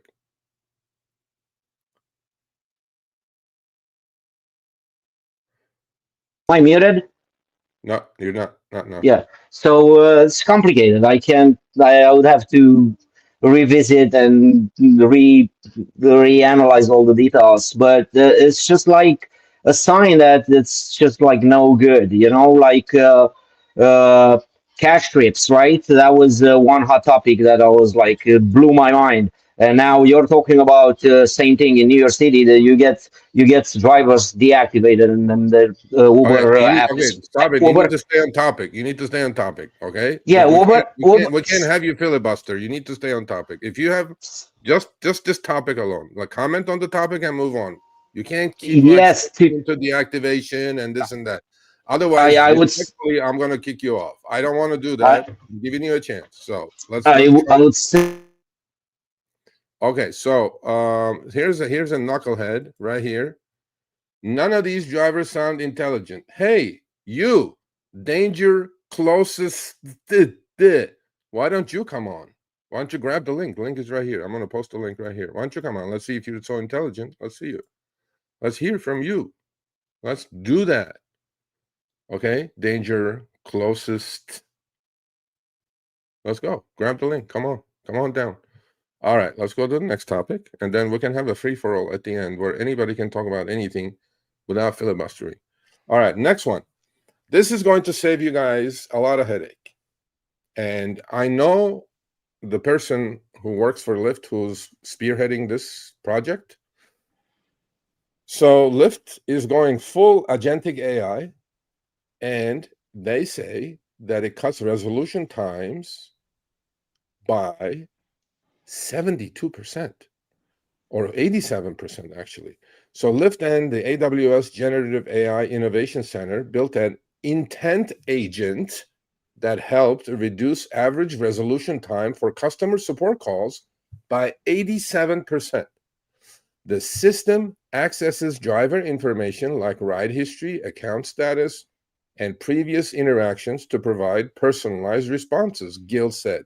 She's Amina Gill. I know her. She's a good friend. However, the real innovation is in the conversation itself. It can disambiguate vague requests, handle multi-turn exchanges, and determine whether an issue can be automated or needs human expertise. The combination of conversational intelligence and back-end workflows for routine resolutions lets Lyft immediately solve more than half of the issues while forwarding the remaining cases to specialized agent, according to Gill. Customer service was the ideal starting point for Lyft to deploy AI and its operations, according to Gill. In the past, the ride-hailing company's growth and its cost of customer support moved in lockstep. The scale of Lyft's customer support model constrained operations, which I agree. They get millions of hits every day, I'm pretty sure. Drivers were waiting for help on issues affecting their livelihood, while riders weren't getting the fast, personalized support they deserved. When generative AI matured, we recognized that agentic AI was uniquely suited to customer service. So, have you guys used this? The chat and includes the 3 drivers here on the panel. Have you guys used this? And do you guys think Lyft support has gotten better since they started using full AI? So I'll go to Mohammed first. What say you, Mohammed? Have you used the Lyft support? I've been only driving Uber in the last 3 months, so I haven't used it. Oh, you're renting. Before that, I sent a couple of issues, but first it was like a chat with a bot, and then so someone came and answered. But so I haven't used it in the last 3 months. Okay, so Token says Lyft's AI is either the dumbest system on the planet, or its behavior proves it's actively manipulating the system against the drivers, in your opinion. Okay, again, in your opinion. We respect your opinion. We will send the video of this to Amina Gill to watch, and then we'll post your comments as well. So what say you? Well, you're renting, right, Mr. Gambit? And I tell everyone this, it's another little tidbit, guys. If you're made for rideshare, your reputation of how you're raised will show the minute you take your first passenger. And if you are raised to speak back and argument with customers and fight with them and say, not in my car continuously, just know you're going to most likely be deactivated. Your clue to being a good driver is if the person's giving you a hard time, let's picture how to get them out of your car as fast as possible without fighting. And the minute you say, but have you, I need to fight with you. But the topic is Lyft's agentic AIs are supposedly cutting support calls. Well, what they're doing, Sergio, they're doing the same thing that Uber did back in the day. Uber would give you 3 chances in their system. Their system would flag every driver that did 3 boo-boos in a matter of the first 90 days of them doing it. Those 3 boo-boos can get you, back in the old days, you'd be eliminated. So the main thing to not get a boo-boo, and I know what that's what probably Lyft says, okay, we got drivers who are just getting boo-boos. Maybe they're innocent boo-boos, but basically don't get the freaking boo-boos. Try not to do the boo-boos. Say, look, let me go ahead and do this job and try to make this money and move on. If you're a person who has a job and you go to a W-2 and fight with at least 2 or 3 people at the job, don't go to jobs and try to fight with people you work with. Basically, it will automatically, that AI, Sergio, probably that's what it's testing and looking at. When you said history, that's the key of going back and saying, is this a problem driver?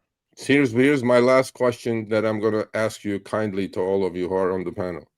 Can we just, if we don't know anything about the topic, can we just say, I don't understand, we don't know anything about the topic, and move on? Because introducing different topic into this topic is just going to piss Chris off, because when he cuts these videos to put it on the channel, he's going to go like, we can't do this shit. So let's stay on the topic. At the end, we can have a free-for-all. At the moment, we're sticking to topics. Sabin, have you tried Lyft support? I've tried it rarely, and I would say they're all incentivized to improve, and I do believe that is getting better throughout time. Uh, but what they should be aware of is that there's always going to be glitches in their improvement, which I do believe that's the intent, and they don't mean anything wrong with shifting strategies here. It's benefiting everybody, themselves and drivers. I do believe that, but they're not. I actually agree with you. My last 2 cents on this: AI is always learning, and they're training these AI models. I don't think they can do worse than if you call Philippines, because those people over there have no goddamn idea what they're talking about. But I tell you one example. Maybe they're gonna listen to this call. Lately, repeatedly, the verification process just fails all the time. I have to do it 3 times, 4 times. Okay. So that was one reason I got deactivated for Uber in 2021, because they use all this third party, and it goes. To do with the topic. That has nothing to do. You keep bringing back to this up. There's nothing to do with this. Okay, so I'm gonna boot Danger closest, because he keeps talking some nonsense. So for 10 minutes, you're gone, sir. Behave yourself. So that's that topic. And last before the open letter, which I'm going to talk about, is so Uber is treating PhDs just like drivers these days. So what does Uber do? So if you guys look at the date of this article written by Alex Bitter of Business Insiders, November 4th. So Uber says Uber is offering AI gigs for PhDs as it becomes a platform for work. Dara said, Uber is more than a ride-hailing app, platform for work, CEO said. Last month, Uber said it would pilot digital tasks, a way for users to make money training AI. Koshashai said some of the roles are geared toward PhDs. Great. So a lot of PhDs applied. They even got headhunted, and they got hired. But guess what? So remember the date, November 4th, 2025? Okay. Next one, November 26th, 22 days later. Uber headhunted PhDs to join Project Sandbox. After a month, it said their AI training contracts were over. So all these PhDs got deactivated, folks, because they're independent contractors. They were hired as independent contractors. So I was talking to Alex the other day. I said, oh, now they feel what drivers are feeling. They got deactivated. Uber told some AI contractors on Monday that their services are no longer needed. Uber had recruited the workers to train AI under Project Sandbox. By the way, folks, every project at Uber has a nickname. Do you guys know what the nickname is for Advantage versus Standard? I'll tell you guys what it is, because I know. You know what it is, Mr. Gambit? You got to tell me, because I'm always weird that advantage. The minute you said advantage and disadvantage, I'm like, okay, that's what it should be, because I don't Advantage understand. versus Standard. Do you know what it is, folks? What is it? It's Project Dora. Have you heard of the Dora the Explorer? Dora the Yeah. Explorer, right? No, I'm not joking. It is So- from that. Dora the Explorer. It's Project Dora, Advantage versus Standard. There you go. So what do you guys say about this? That the PhDs are getting deactivated by Uber now, because they go like, yeah, after 22 days, we go, okay, we don't need you. We're going to dump all this to our drivers because we're going to put it in the app. They can make an extra buck for I'm going to tell you labeling what AI they did, now. Sergio. They took all the feedback, put it in the database, crunched it, and says, okay, thank you, folks. We've already enhanced the knowledge of it, and we don't need your brains anymore. Yep, that's what they did. And then I told Alex, I go, well, welcome to the driver's world. That's what happens to us all the time. You know what I mean? That's what happens. That's what happens. Thank But, you. What else And is new? imagine here's a smart guy who basically got all that education, Sergio, and then somebody said you're not wanted. yeah, absolutely. So what do you say, Mohammed? The PhDs are getting deactivated by Uber now. What else is new? You know, we have seen it for the last 10 years with Uber and Lyft. Yeah. Well, I think this is not unusual in the driver world, and that's what we're doing. Yeah. But Sergio, I'll tell you the key. The drivers that have been doing it like me and you, you know what's good for Uber is that they've kept quality drivers on that platform to enhance that company. Yes. Worldwide. In fact, I have some wonderful articles coming up. Plug to our free newsletter on the Rideshare Guy. It's free. Okay. www.rideshareguy.com. I had 5 came up last month. I have 4 finishing December. Please go check them out. It's free. There's nothing to it. One of the articles talks about that, Mr. Gambit. One of the articles talks about what you just mentioned. We're the best ambassadors this company could ask for, Sergio. You know that. They know that. Yeah. What you say about them, they know you're one of the best ambassadors, because no matter what, they're in the news no matter what. Yeah, good, bad, sideways, they're in the news, buddy. Yep. So last topic, and not the least, and then we're going to have a free-for-all. In fact, I have to turn my phone on because the print on this is too small. So, as you guys know, I started a petition and wrote an open letter to Uber and Lyft CEOs, and more than 1,000 people signed it so far. But what I would like is, I would like to get 10,000 signatures for this petition minimum. It's on change.org, and with your indulgence, folks, I am going to read the open letter for you guys, because I'm gonna read it on my phone because the screen is too small. And then please go, if you do agree with it, please go sign it, and post it on your Facebook page or up.net or wherever you are as a driver, because I think it's an important thing. I know the back end of the work of this that I'm doing, so I need your support with this. Okay. Here we go. All right. Dear Dara Khosrowshahi and David Richard, As both Uber and Lyft celebrate increasing stock prices, expanding profitability, and billions in investor returns, there is no better moment to recognize the people who made that success possible: your drivers. Every trip, every passenger, and every milestone your companies have achieved has been powered by millions of individuals who kept the wheels turning through pandemics, inflation, and shifting market forces. Drivers absorbed rising gas prices, maintenance costs, and declining earnings, all while keeping your platforms alive and growing. Now, Uber shares are at an all-time high, while the company is buying back billions of dollars of stock and investing heavily in new ventures and autonomous vehicle partnerships. Lyft has stabilized, and its shares have doubled in a year. That's all good news for your investors. But there is one key group that has yet to feel the benefits of this success: the people behind the wheel. Surely a fraction of that could be directed back to the drivers who made these milestones possible. Imagine the impact, not just financially, but symbolically, of announcing a $1 billion thank you bonus to be distributed to active drivers, specifically in the US and worldwide. It is not charity, it's recognition. It's an acknowledgement that real people created real value. And without drivers' blood, sweat, and tears, Uber would not be an S&P 500 company with an astounding 250 billion market capitalization. The same spirit that led Uber and Lyft to share rewards with drivers when they went public could once again send a clear message: we see you, we value you, we succeed together, let's share the wealth.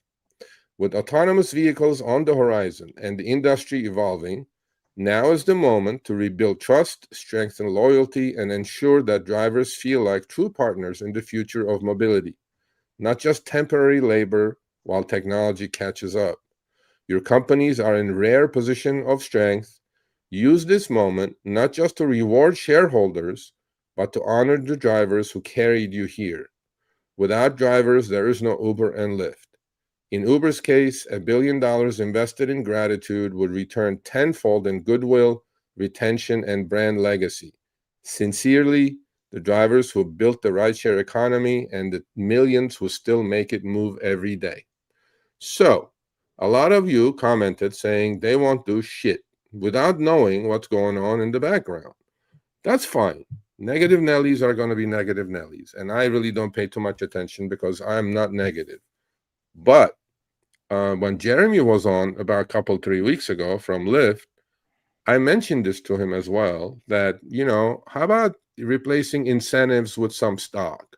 How about a one time, like they did during the IPO period, give drivers some shares who have maybe some seniority? How about, instead of putting out ridiculous quests and, ride challenges, how about we do it in shares? How about we get some skin in the game?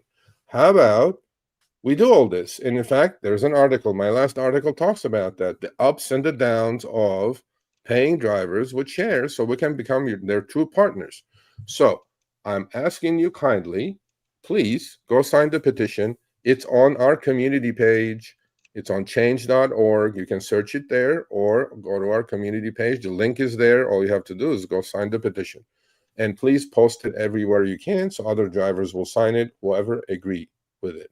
So, anyway, so we're free now, guys. Now we can do the filibustering you want, but Sabine took off and the other one took off. So let me post the link again. For about 20 minutes, we're going to have a free-for-all. And whoever wants to grab the link and come on, and whatever opinions you have, please show up. There's the link, folks, right there. So we have 20 minutes. So what's going on? So let's talk some shit, Mr. Gambit. How's Amen it for the going? open forum there, Sergio. I'm telling you, man, the holidays and this getting in the spirit a little bit, teaching us a lesson. And if you're a businessman and you got the businessman hat on, everybody knows they got to figure out how to make that extra cheese so they can put up under the Christmas tree.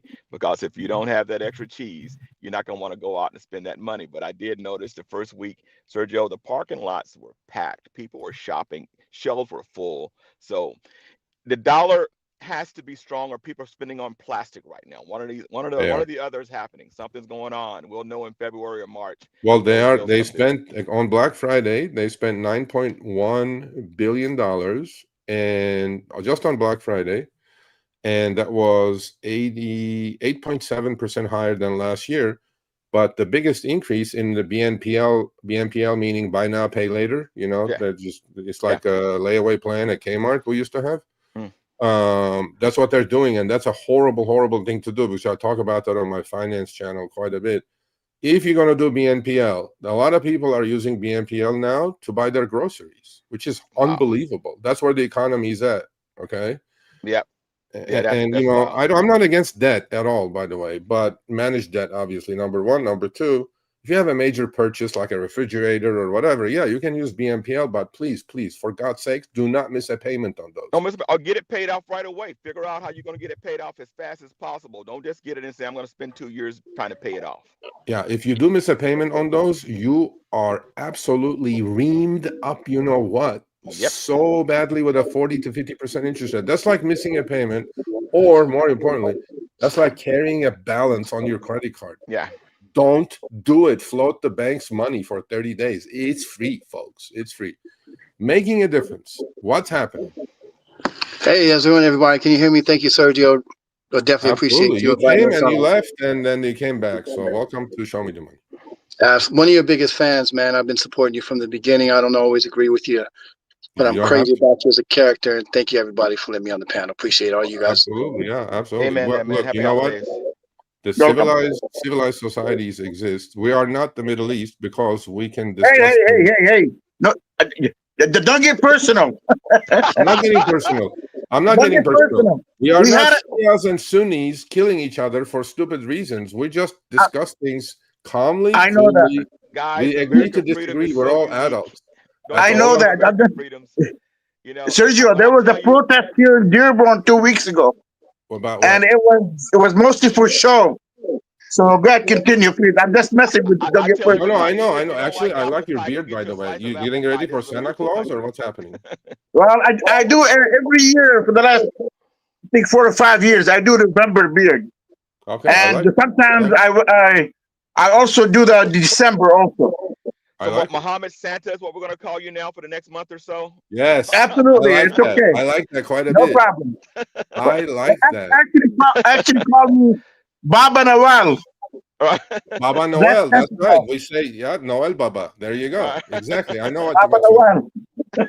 All right. That's our Santa. So, if you come on next time, we want to see you in the Santa outfit. You know what I'm saying? Okay, I'll try. Yeah. Okay, so this guy still doesn't know what's going on. Buddy, I put the link up. Why don't you grab the link and come on? What do you mean, what the hell is going on? We're having a party. We got nothing else to do. Just shoot the shit for the next 20 minutes. Yep, he's saying that we don't know what we're talking about. I love to see guys tell me their game and says, I'm better than you, because I don't never tell people I'm better than anybody. This guy got his thing. Please tell me what you're doing, my man. I want to see what you're doing. Forget about that shit, bro. So, making a difference. What city are you in?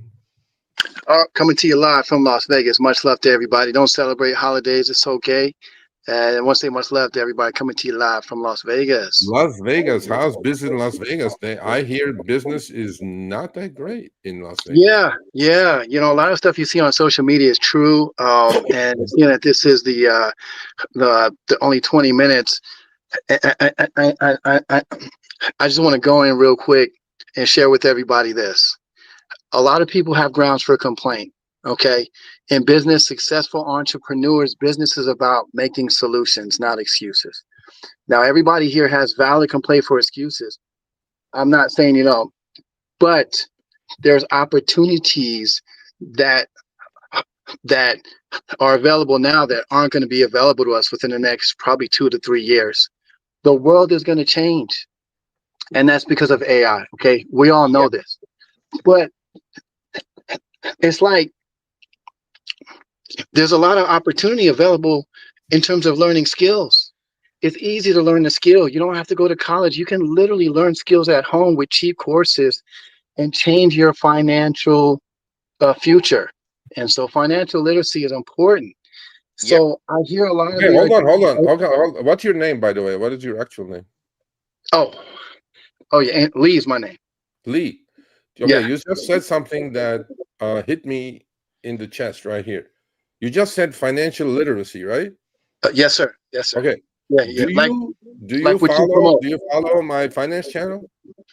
Yes, I have followed it before, and I No, not appreciate before. how See, you now talk. you're bullshitting me. I can tell because it's only a month and a half old. So Yeah. listen, let's join forces. Let's join forces Yeah. here. Because Right. my goal with the finance channel is Yeah. financial literacy for the gig Yes. worker, all the way from elementary school all the way to college kids. Because financial literacy is shit in the United States. Exactly. Well, Exactly. Sergio, I'm telling you right now, Exactly. I can I agree. want 2026. I'm giving you 6 months to get a rideshare REIT put together.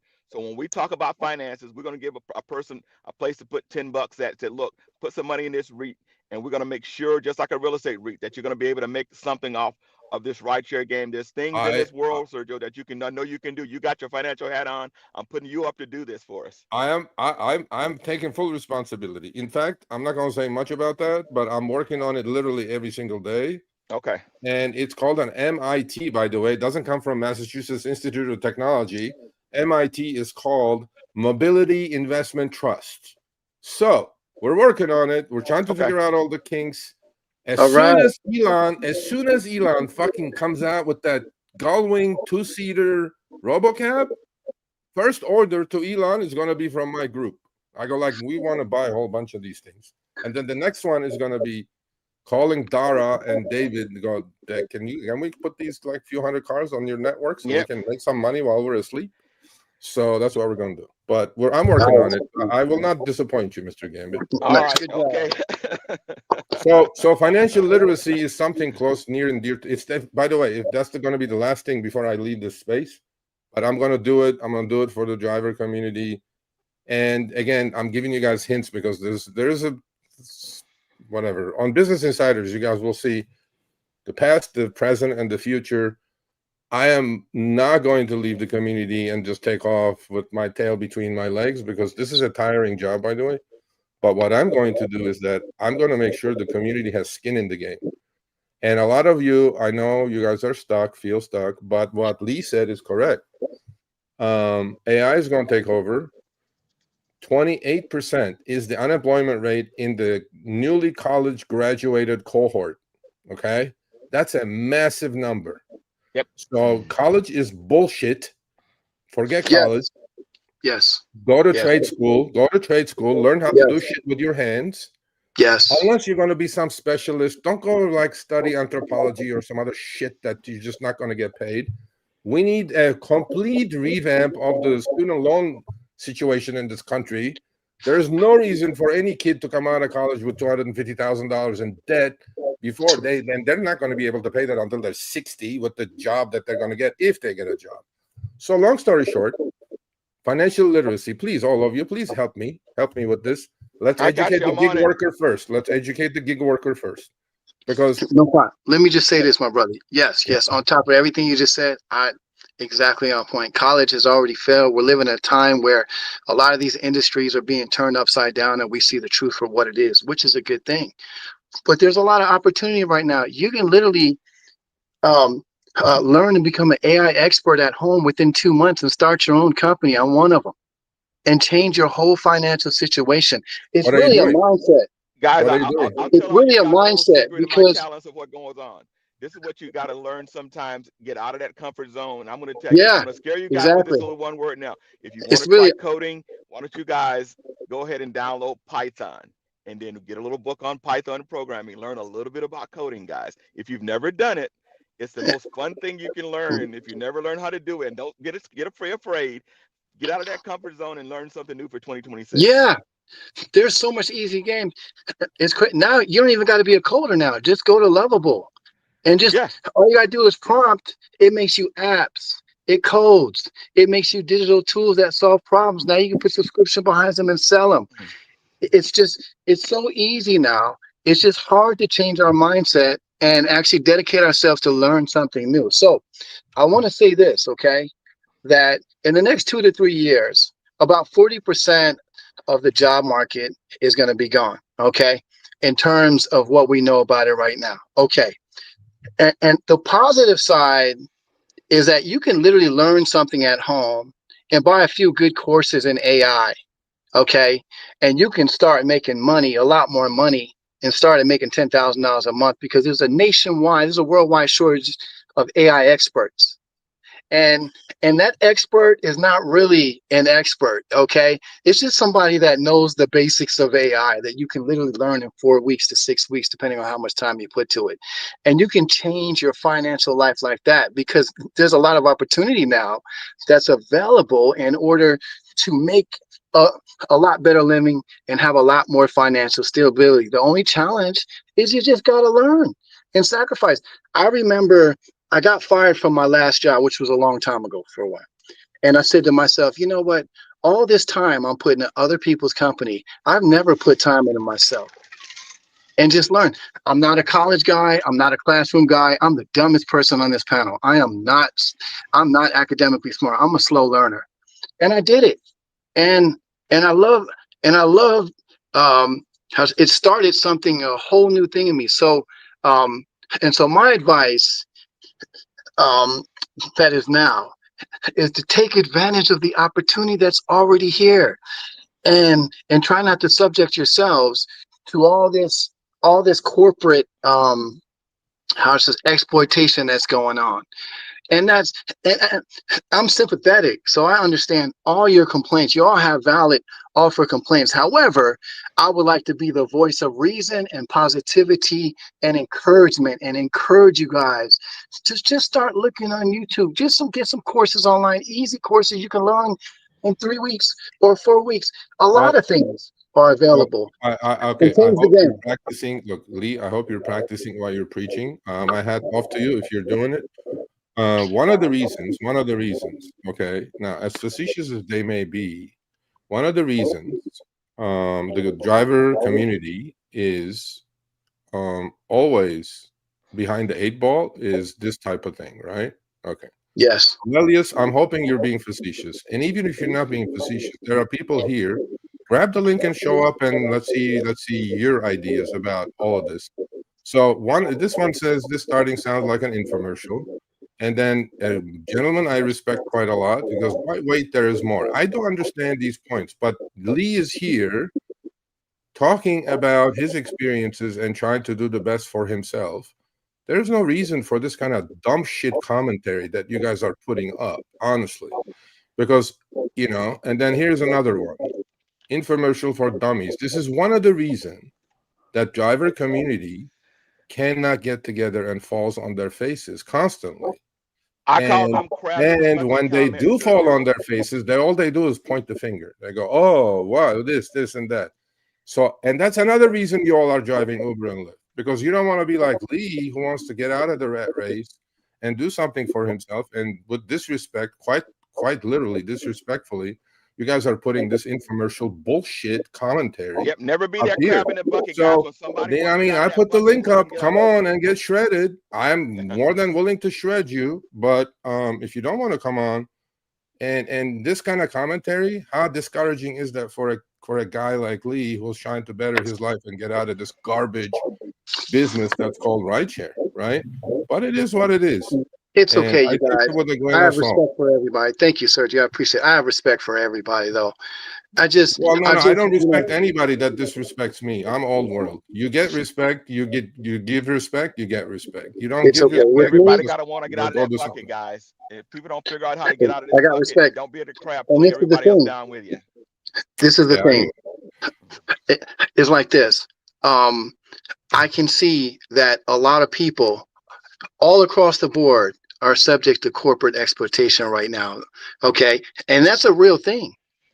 And at the end of the day, if you go back and you look at the .com area, all the ones that got in the .com area, all they had to do was think of a domain, and they literally sold the domain and became millionaires. And the only difference is that they were the first ones to get into it. Now think of a domain, LA.com, LosAngeles.com, or Vegas.com. All that stuff's already taken, right?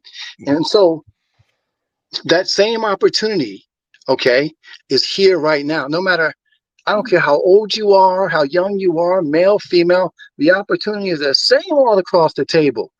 So I would say to just start investing in yourself, um, and then, and like my man said, get out of your comfort zone, start searching They online, can't. start using They the internet can't. more effectively, Look, and they to can't. learn. Lee, they cannot. That's the problem with rideshare. It's number one, it's addicting. You're making money, and they all complain, but they're still doing it. Number two is they just can't, because it's a comfortable thing to do. It's an easy thing to do. People don't want to think outside the box. People don't want to push themselves. All they do is yuck, being keyboard warriors and talk about shit. You got to get out there and do it. And I say this million And times, you're and I'm right, yeah. saying it publicly on YouTube now. You are in charge of your own financial future. Yes. Yes, Uber that's is why I not like what you say, responsible. Lyft is Sergio, not because you keep it responsible. real. DoorDash is not responsible for you. That you Delete the Uber, fucking Lyft, app. Delete. You know what? Delete the app. Delete the app. Didn't make you buy the car, didn't make you buy the fancy car, Delete the didn't app. make you buy And the then we'll talk $100,000 about it. SUV, none I of mean, that. Everybody did it anyway. on their own accord. Yeah, thank you. Thank you for your time, you guys. Thank you so much for your time. Thank you, Sergio. Keep doing what you're doing. You guys, my thank hats you, off to you, man. everybody. Keep it up. Bye, Listen, keep it up. Keep it up. Do All right, the guys, best wish you all in the life. best. You're in charge of your own future. Don't Thank anybody you so. let you tell anything else. Okay. Oh, thank you so much. Wish you all the best, everybody. Much love to everybody. You All right, take you care, guys man. take it easy. You take care. And Sergio, what I want to say is, like, I'm a moderator on one of the Facebook groups. So every once in a while, I post something about like a major event, and this is to help other drivers. There might be like 20,000 people coming, and I post it on Facebook, and people they're cussing me as, oh, now everybody's gonna be there. Well, there's 20,000 people. I wish I can drive the 20,000 people by myself, but I can't. So this is for other. I mean, in other words, if you got something beneficial to help other drivers, do it or say it. If not, just if it doesn't, but if you have no business with it, just leave it alone. Don't comment. Don't. I want No, all the man. drivers to make more money. Look, Period. we're I in really do. 2025. Everybody's a keyboard warrior, right? Everybody has some shit going on. And to me, the utmost disrespect is everybody's trying to survive on this planet. Period. Yeah. No ifs and buts about it. We all are in our own ways. I have tough days. You have tough days driving. I have tough days trading. Look, but the point I'm trying to make is it's up to an individual of how their life turns out. Yes, there are some people down on their luck and they need help and whatever not. I get that part. But in most cases, the United States has become a complaining victimhood society. Oh, it's always somebody else's fault. It is not anybody else's fault. Yes, in some cases, it is somebody else's fault in some violent crime or whatever. But in most cases, you have a radar on top of your head, and you come to a fork on the road. You got to take, hopefully you make the right decision, go to the right side. That gives you whatever you desire in life. But then what we do today is we just sit and complain and complain and complain, and things are going to change. Nothing will change. Nope. You are in charge of yourself. And after that, well, thank you, Mohammed. So we're looking forward to seeing you in a Santa Claus outfit. Hopefully, I will. It's been good, Sergio. I'm telling you, man. Thank you. I We will. definitely need to do this more often, my man. Thank you. It's been fun. Absolutely. Sergio, one last thing. Okay. I'm renting a Kia Niro EV from Avis. Okay. Now, this past whole week, the charging has been horrible because it's very cold. Okay. I can't get the charging above like sometimes 23 kilowatts in an hour. Okay. So what did I do yesterday? When I was going to the charging station, I put the heat on full blast. Yeah. Like, it goes up to 5 or 6. I put the heat on full blast. When I got there, it started charging at 51 kilowatts. Okay. So because a lot of people are having problems with the Kia Niro. And no one has an answer for it. Yesterday, as I said, I turned the heat on full blast. While I was going over there, it started charging at 51 kilowatts in an hour. There you go. That's You guys my learned advice something. If you today. drive an EV in a frozen state, that's what you Well, have to do for it to charge faster. yes. And my advice, if you're in one of those frozen states, move to a warmer state. Well, no, I mean, I love Michigan. You know, I'm used to All the right, weather and Mohammed, Allah Akbar. I'll see you later. Thank a you. lot, but thank you. Peace out, everybody. Stay Okay, safe hold on. and hope And to then we're see gonna say you. goodbye to Mr. Gambit properly. So Okay, hold on. man. Take care, Sergio, man. Let me get busy. Have a good one, guys. All Take right, care. where are you going now? What are you? Are you at LAX, Mr. I'm at Gambit? What's LAX, man. happening? I got to put in this EV trip to get this EV money. That $210 matters every month.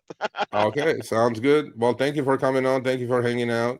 All right, buddy. I don't know. I think it was pretty good actually for the It first was. one. Yeah, we definitely can do this every other month. We should do this and let Chris know that we'll bring everybody on and let's see exactly how we can do it. Let's do a little conference and ask him how many Yeah, we I can put think in. so. I think Yeah. maybe I'll just swing it by myself instead of Chris. Okay. Just me and drivers, and we shoot the shit. We talk about whatever we want to talk about. Absolutely. Yeah. That sounds good, man. All right. Thanks a lot, Sergio. All right. Take Take care, buddy. Mr. Happy Gambit. holiday. Stay safe out there. I will. Take care. All right, folks. What happened, Steph? You didn't show up. All talk. Anyway, much appreciated. Thank you for joining. I know it was a little helter-skelter, but we'll figure that out pretty soon. I do like this format, you know? As long as you guys don't come filibuster and try to change topic when we're on topic, because I hate that. I think we can do this. I think we really can do this. I'll think about it. What else is going on? Not much else. Anything else? Any other suggestions? Well, all I hope is you had a great Thanksgiving. Hopefully, you made some money. I hope you're healthy. Rideshare is not end all be all. Figure out your financial future is in your own hands. Start investing. Don't you ever tell me that you don't have money to invest. The one extra trip a day, like Mr. Matt in Boston said, you finish your shift, one extra trip a day, open an account, start dumping that money into an index fund. And all this, by the way, all the articles, in fact, yesterday, the 12th article on my blog came out. It's a free newsletter. Please go subscribe to the free newsletter. You will learn a lot. You will learn about the power of compounding. You will learn about Rule of 72. You will learn about fractional shares. To start investing, you don't need a lot of money. You can invest $5, $10, $20, $50, $100, whatever it is at a time. And lo and behold, in a few years, that money will start growing with the power of compounding. It's like a little snowball will become an avalanche. I am telling you, folks, I know finance more than I know anything else in the world. And you must invest because your government is absolutely screwing you. You cannot keep pace with what Uber and Lyft are paying you. You cannot keep pace with a W-2 because your buying power is being reduced by 6, 7, 8% per year. Unlike the government says it's 2%. It's not. It's a lot more than that. You know, when you go buying something, you know how much more you're paying. So you need to invest, just like the top 10 do. What they do, they invest every dollar. By the way, did you all know that Warren Buffett, the legendary investor, made all his billions after the age of 60? Did you guys know that? Yeah. There's an article about that. Go read it. Go educate yourself. It's free. Go subscribe. I'm not selling you anything. I just want you to learn as a gig worker. I want you to have a budget. I want you to understand. I want you to save some money for a rainy day and start investing. Because if you don't invest, don't come blaming anybody else.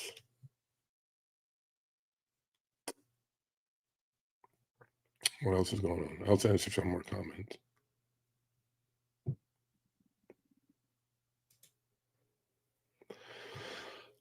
Dude Gigger says, Sergio, let's go with Piers Morgan top panel discussion every week. Keep it fresh, bring new personality every. Well, see, this is the problem. Most people don't show up. They're just keyboard warriors.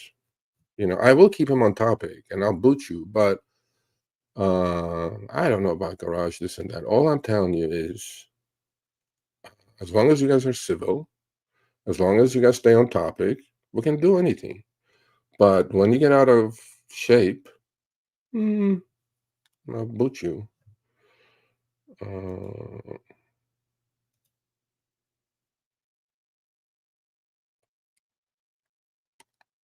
Oh, BTW video? I don't know where that is. Well, all you guys have to do is go to the channel and go to podcasts, and you guys will see her picture and mine. She's doing amazing work. She's driving Uber and Lyft and stacking Bitcoin. It should be a rap battle. That's interesting. You know, there's this new channel that I posted on X, all their rap songs about Uber. I think they posted 4 so far. I know it's done by AI, but it's done really well. Have you guys seen that? If you do follow me on X, you can go see it in my post. Yeah, they've done really, really good work. They've done really good work.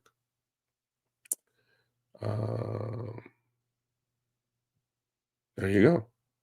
See what I mean? You don't have to, you know, you're always like, I don't know, talking down on yourself, to yourself. You need like fucking more confidence.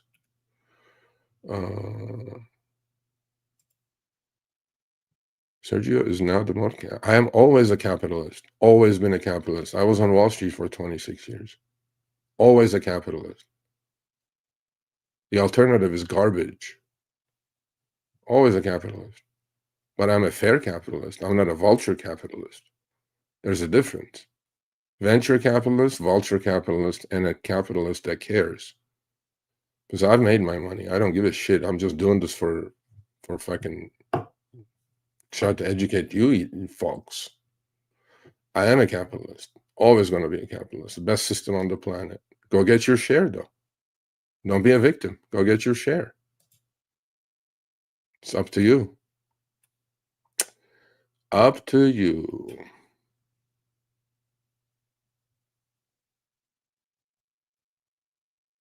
You got to do it. You got to do it, folks.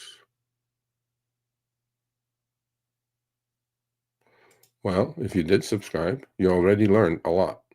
If you have the patience to read an article for about 3-4 minutes, that's all we're keeping it at, you have a leg up on 80% of the Uber drivers out there who have no clue how to save money, how to do a budget. You're the spreadsheet lady. You should know this shit, right? Okay, do a spreadsheet with your investments now. Get addicted to investing.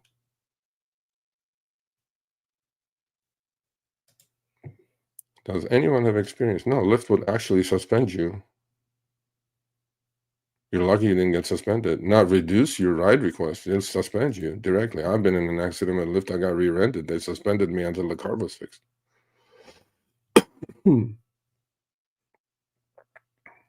I don't know what 90% is. I'm just going through some more comments. Is that just some time to kill?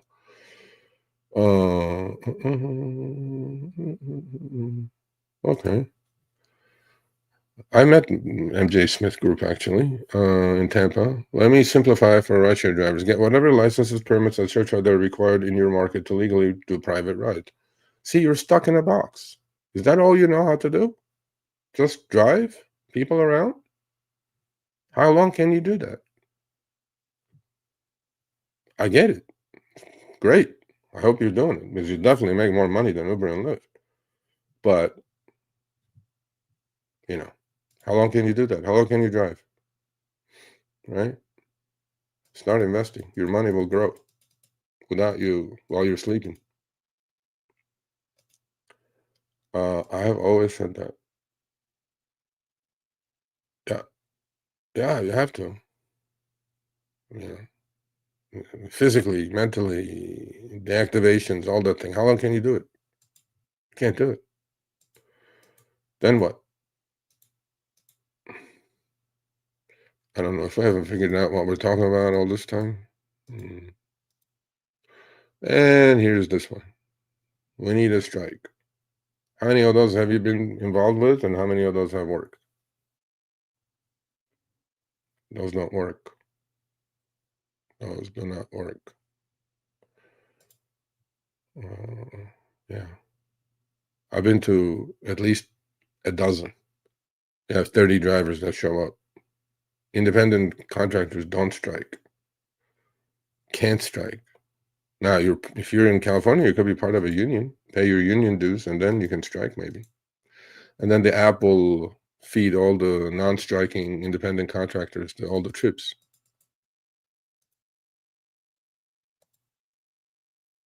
Yeah.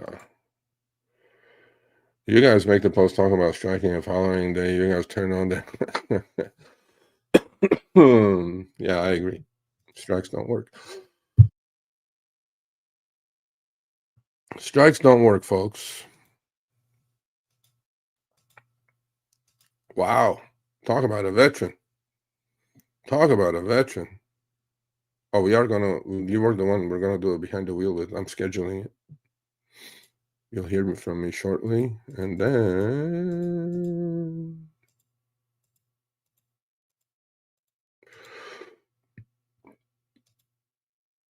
I don't Uber to make a living.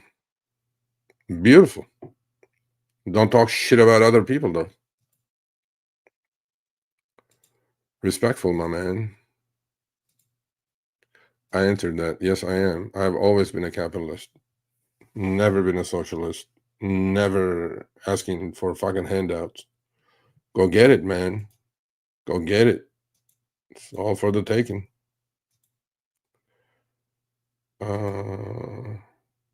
No. You still can't replace humans, but we are thinking of doing avatars of ourselves and doing videos with our avatars. You know, it's a possibility. I'm using Gemini 3.0, the paid version. The video capabilities of that just now is insane. Insane. Insane. Crazy.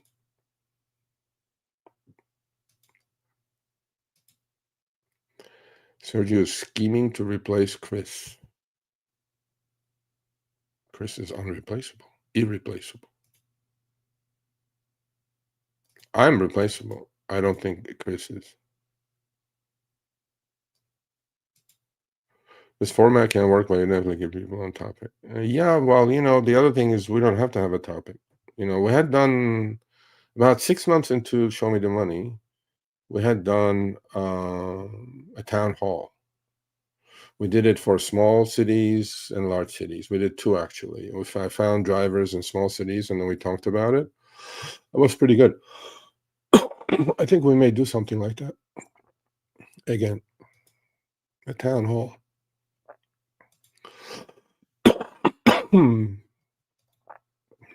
All right.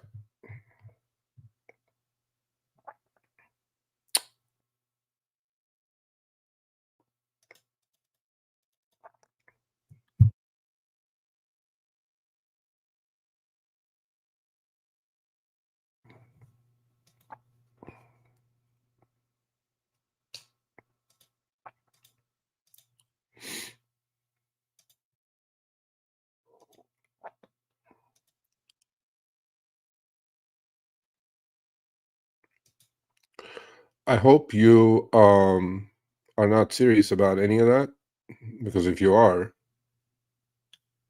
I hope you're not. I met you in person. I'm hoping you're not.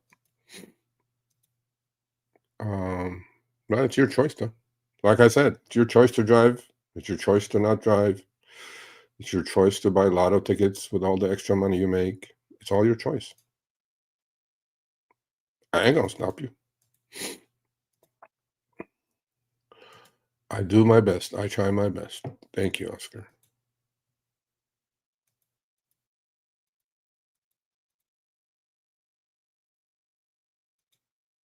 Okay. Yeah, that's what we're getting in Los Angeles. So maybe time to move on.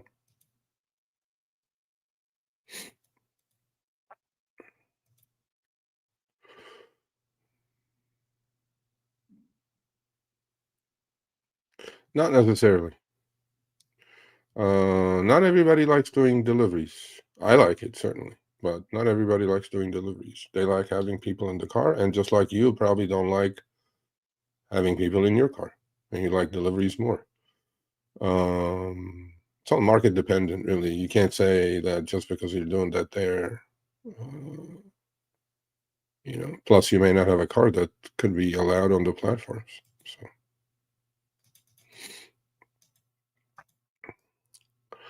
That's a fact. They don't get sick. They do blow a tire probably here and there. And they don't get called in sick. They don't work with a schedule.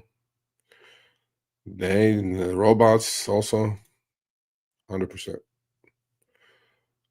Yeah. Get multiple income streams and start investing. What do I say about sports betting? What do I say? It's gambling. What else is there to say? As in, it's gambling. You can gamble on 2 raindrops going down your windshield.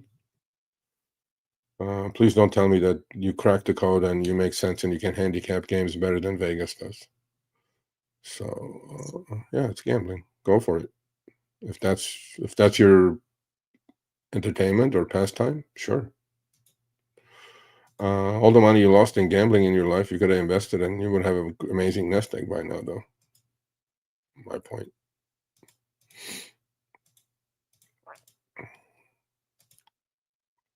I don't know what that means. Person yellow, podium blue. Don't know what that means.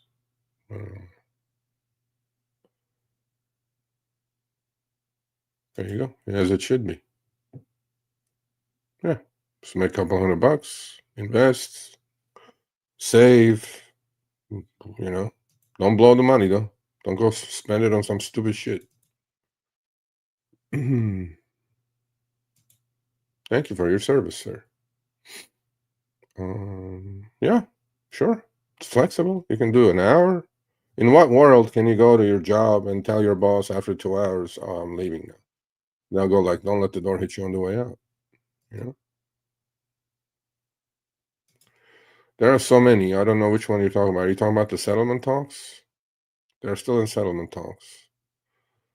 There are a lot of lawsuits against Uber.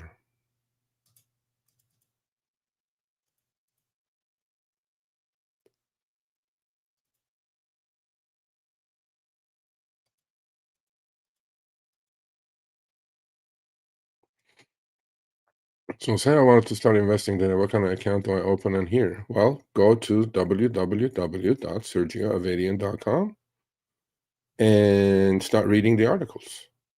It'll tell you. You can go Robinhood, you can go Schwab, you can go Interactive Brokers, you can go Webull, you can go unlimited sources. But if you like gamification and if you're not going to do serious stuff, Robinhood is amazing. Absolutely amazing. And then go read the articles. You'll learn. Subscribe to the free newsletter. I'm here to educate you. LA is slowly being taken over by fleets. When you make a reservation for an airport ride, it gets instantly grabbed by Alto. Yeah, Alto is in bed with Uber. They failed. That was a failed model. Vertically integrated business model. Employees as opposed to independent contractors. They were going to be the Uber killer. Nobody can kill Uber. Nobody can touch Uber.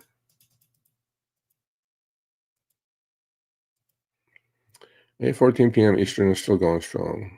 No, this is not the marathon. I have to go pick up my son. There will be a marathon, though. I'm thinking of doing one. Maybe 12 hours. Yeah, Robinhood is fantastic. I have a small Robinhood account. It's very easy. UI is super easy. Very friendly. You can't F it up, basically, Toby. Steph, you have a link. Why don't you post your link? It doesn't matter. I have a link, but it doesn't matter. Use your link. Don't you have a link, Steph?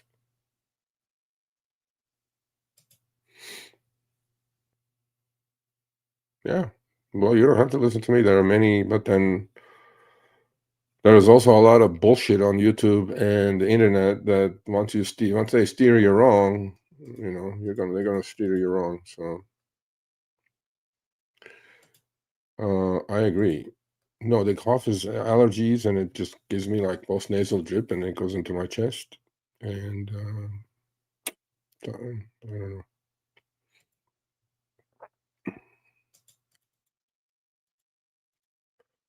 Absolutely. Go download the app and do an extra trip a day and put it all in there. Put it in an index fund. Go read the articles. Go to the website and subscribe to the free newsletter. And there's a lot to read. You learn quite a bit. And they're written in a way to easily understand, because finance could be boring and intimidating mostly. Uber is corrupt now. Uber has always been corrupt. It's not now. They have a job. Their job is to push their stock price up. You could have invested in Uber at 23 when upfront fares came up 2.5 years ago. Stock is almost 100. Nobody said you can't invest. Doesn't make you a cheater. How much you make day trade today? I don't day trade. No day trader can make money. They're full of shit. Day trading is like 50-50 coin toss at best. I haven't met a successful day trader over long periods of time. You can't make money day trading. And some people are going to say, yeah, I make money day trading. Yeah. Mr. Meg, financial literacy summary. Don't save what's left after you spend, but spend what's left after you save. I agree. Good one. Good one.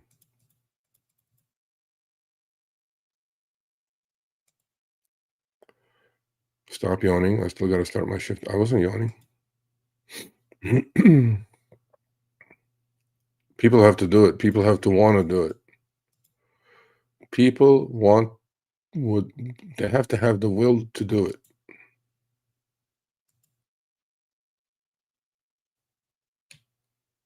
Oh, come on, Josh. Please stop with that. Please stop with that. How many times? You can win a sports betting every day if you are bet. Please, Josh. Let's just not even go there. If you are bet. I know exactly what okay, good luck. Show me your millions. It's guaranteed, right? I'll give you money to manage. How about that? Okay? All right. I'll give you money to manage. I'll start a hedge fund with our bet. Yeah, it's going on. I don't know what the latest is. Our bet. Come on, bro.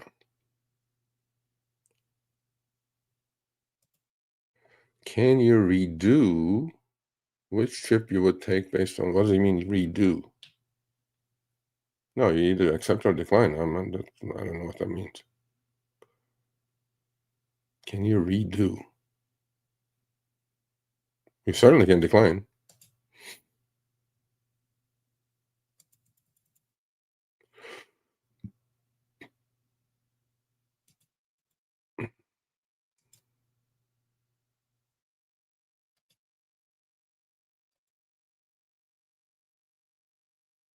Okay.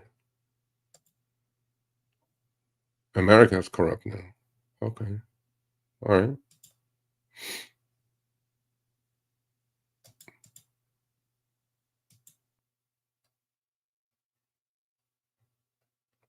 I think Steph didn't like it.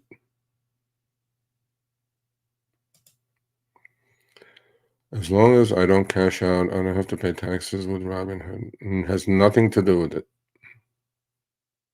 You need to educate yourself. It has nothing to do with it. If you buy a stock and sell a stock, when you open the account, your social security number will be required as an input.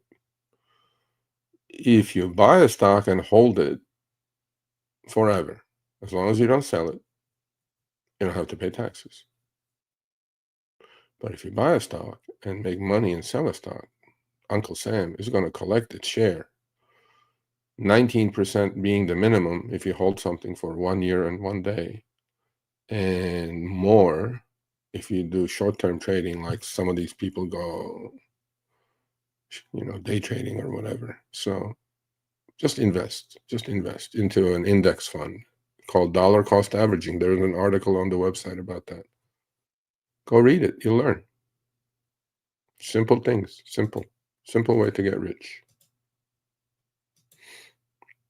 There are 100 of ARB opportunities every day in sports betting. Well, I don't see your millions.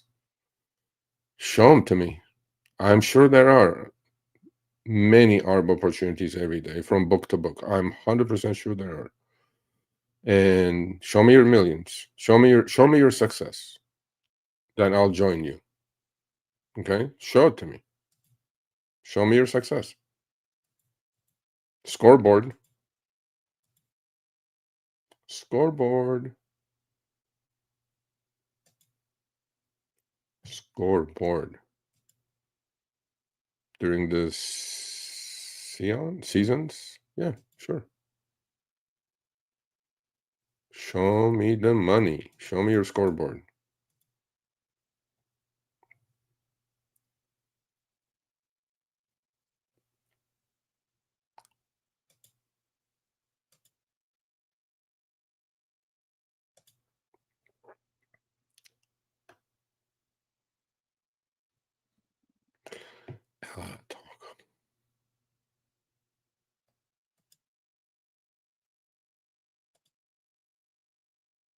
Yes, definitely for an independent contractor, Roth IRA, for sure.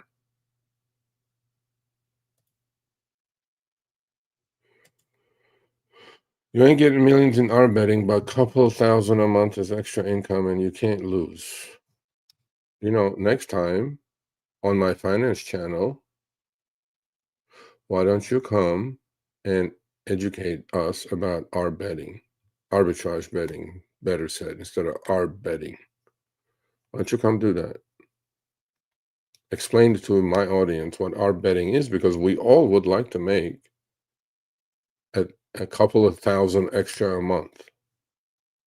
And we can't lose, obviously, according to what you put up. Let's do it. Seriously.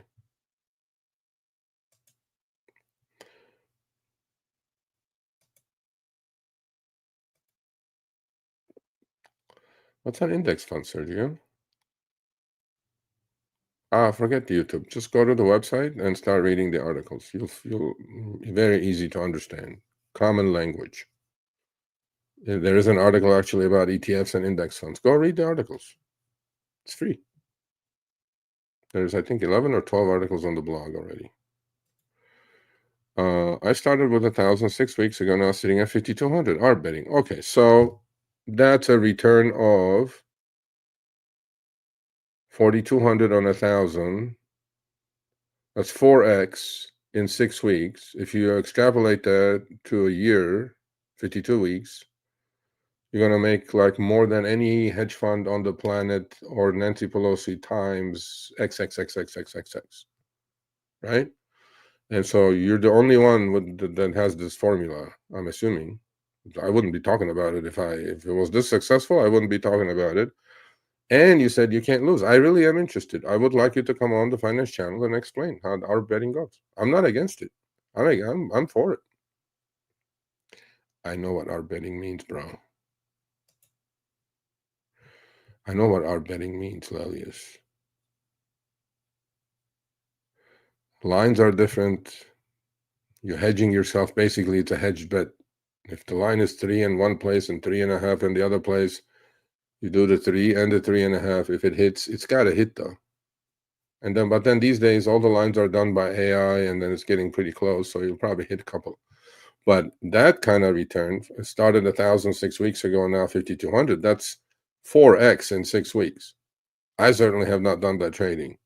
So, I would definitely like you to email me, and I'll give you the money. I'll give you 10 grand to run. So with those numbers, you should be at 52,000 in 6 weeks. No problem investing in your success. None whatsoever.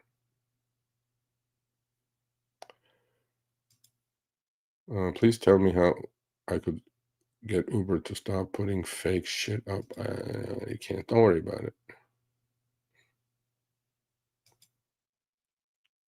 It's well known in sports betting. I'm telling you, I know what it is. So you don't have to explain it to me. Explain it to my audience. We can do like an interview. What ARB betting is, that you turn your... I'm not making fun of you, real Josh. I'm asking you, why are you taking it like... I'm telling you, if you started with 1,000 6 weeks ago and you have 5,200, That's 4x in 6 weeks. Think about it. You're way ahead of every PhD in economics professor who works for a hedge fund or Citadel or BlackRock. That's all I'm saying.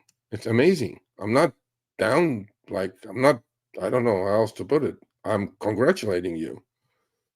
But I am certain that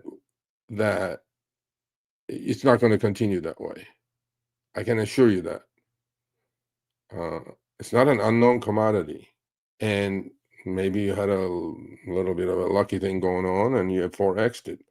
But again, I would like to give you some money to do it for me. Simple. I want to be your partner. I mean, I don't know what else to say. I'm a capitalist, like that guy said. I want to invest in your success.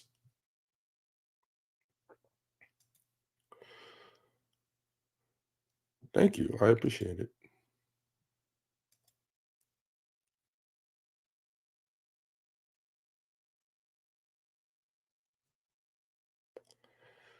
Well, it seems like it worked for Josh from 1,000 to 5,200, right? I'm telling you, you two seem like you're doing what you're doing, so I'll invest in you guys. I'll give you 5K each. Let's see who does better. Since you guys are so sure that you can't lose money, right? We can't lose, right? There's absolutely no loss, right? Guaranteed no loss. I'm in. Let's go. But if you guys lose, I don't know. I may take your firstborn. So,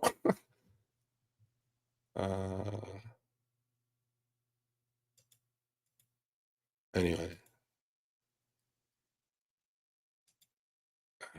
All right. So contact me, you two, MJ Smith Group and Real Josh 05. Sergio at therideshareguy.com. I would like to invest in your success.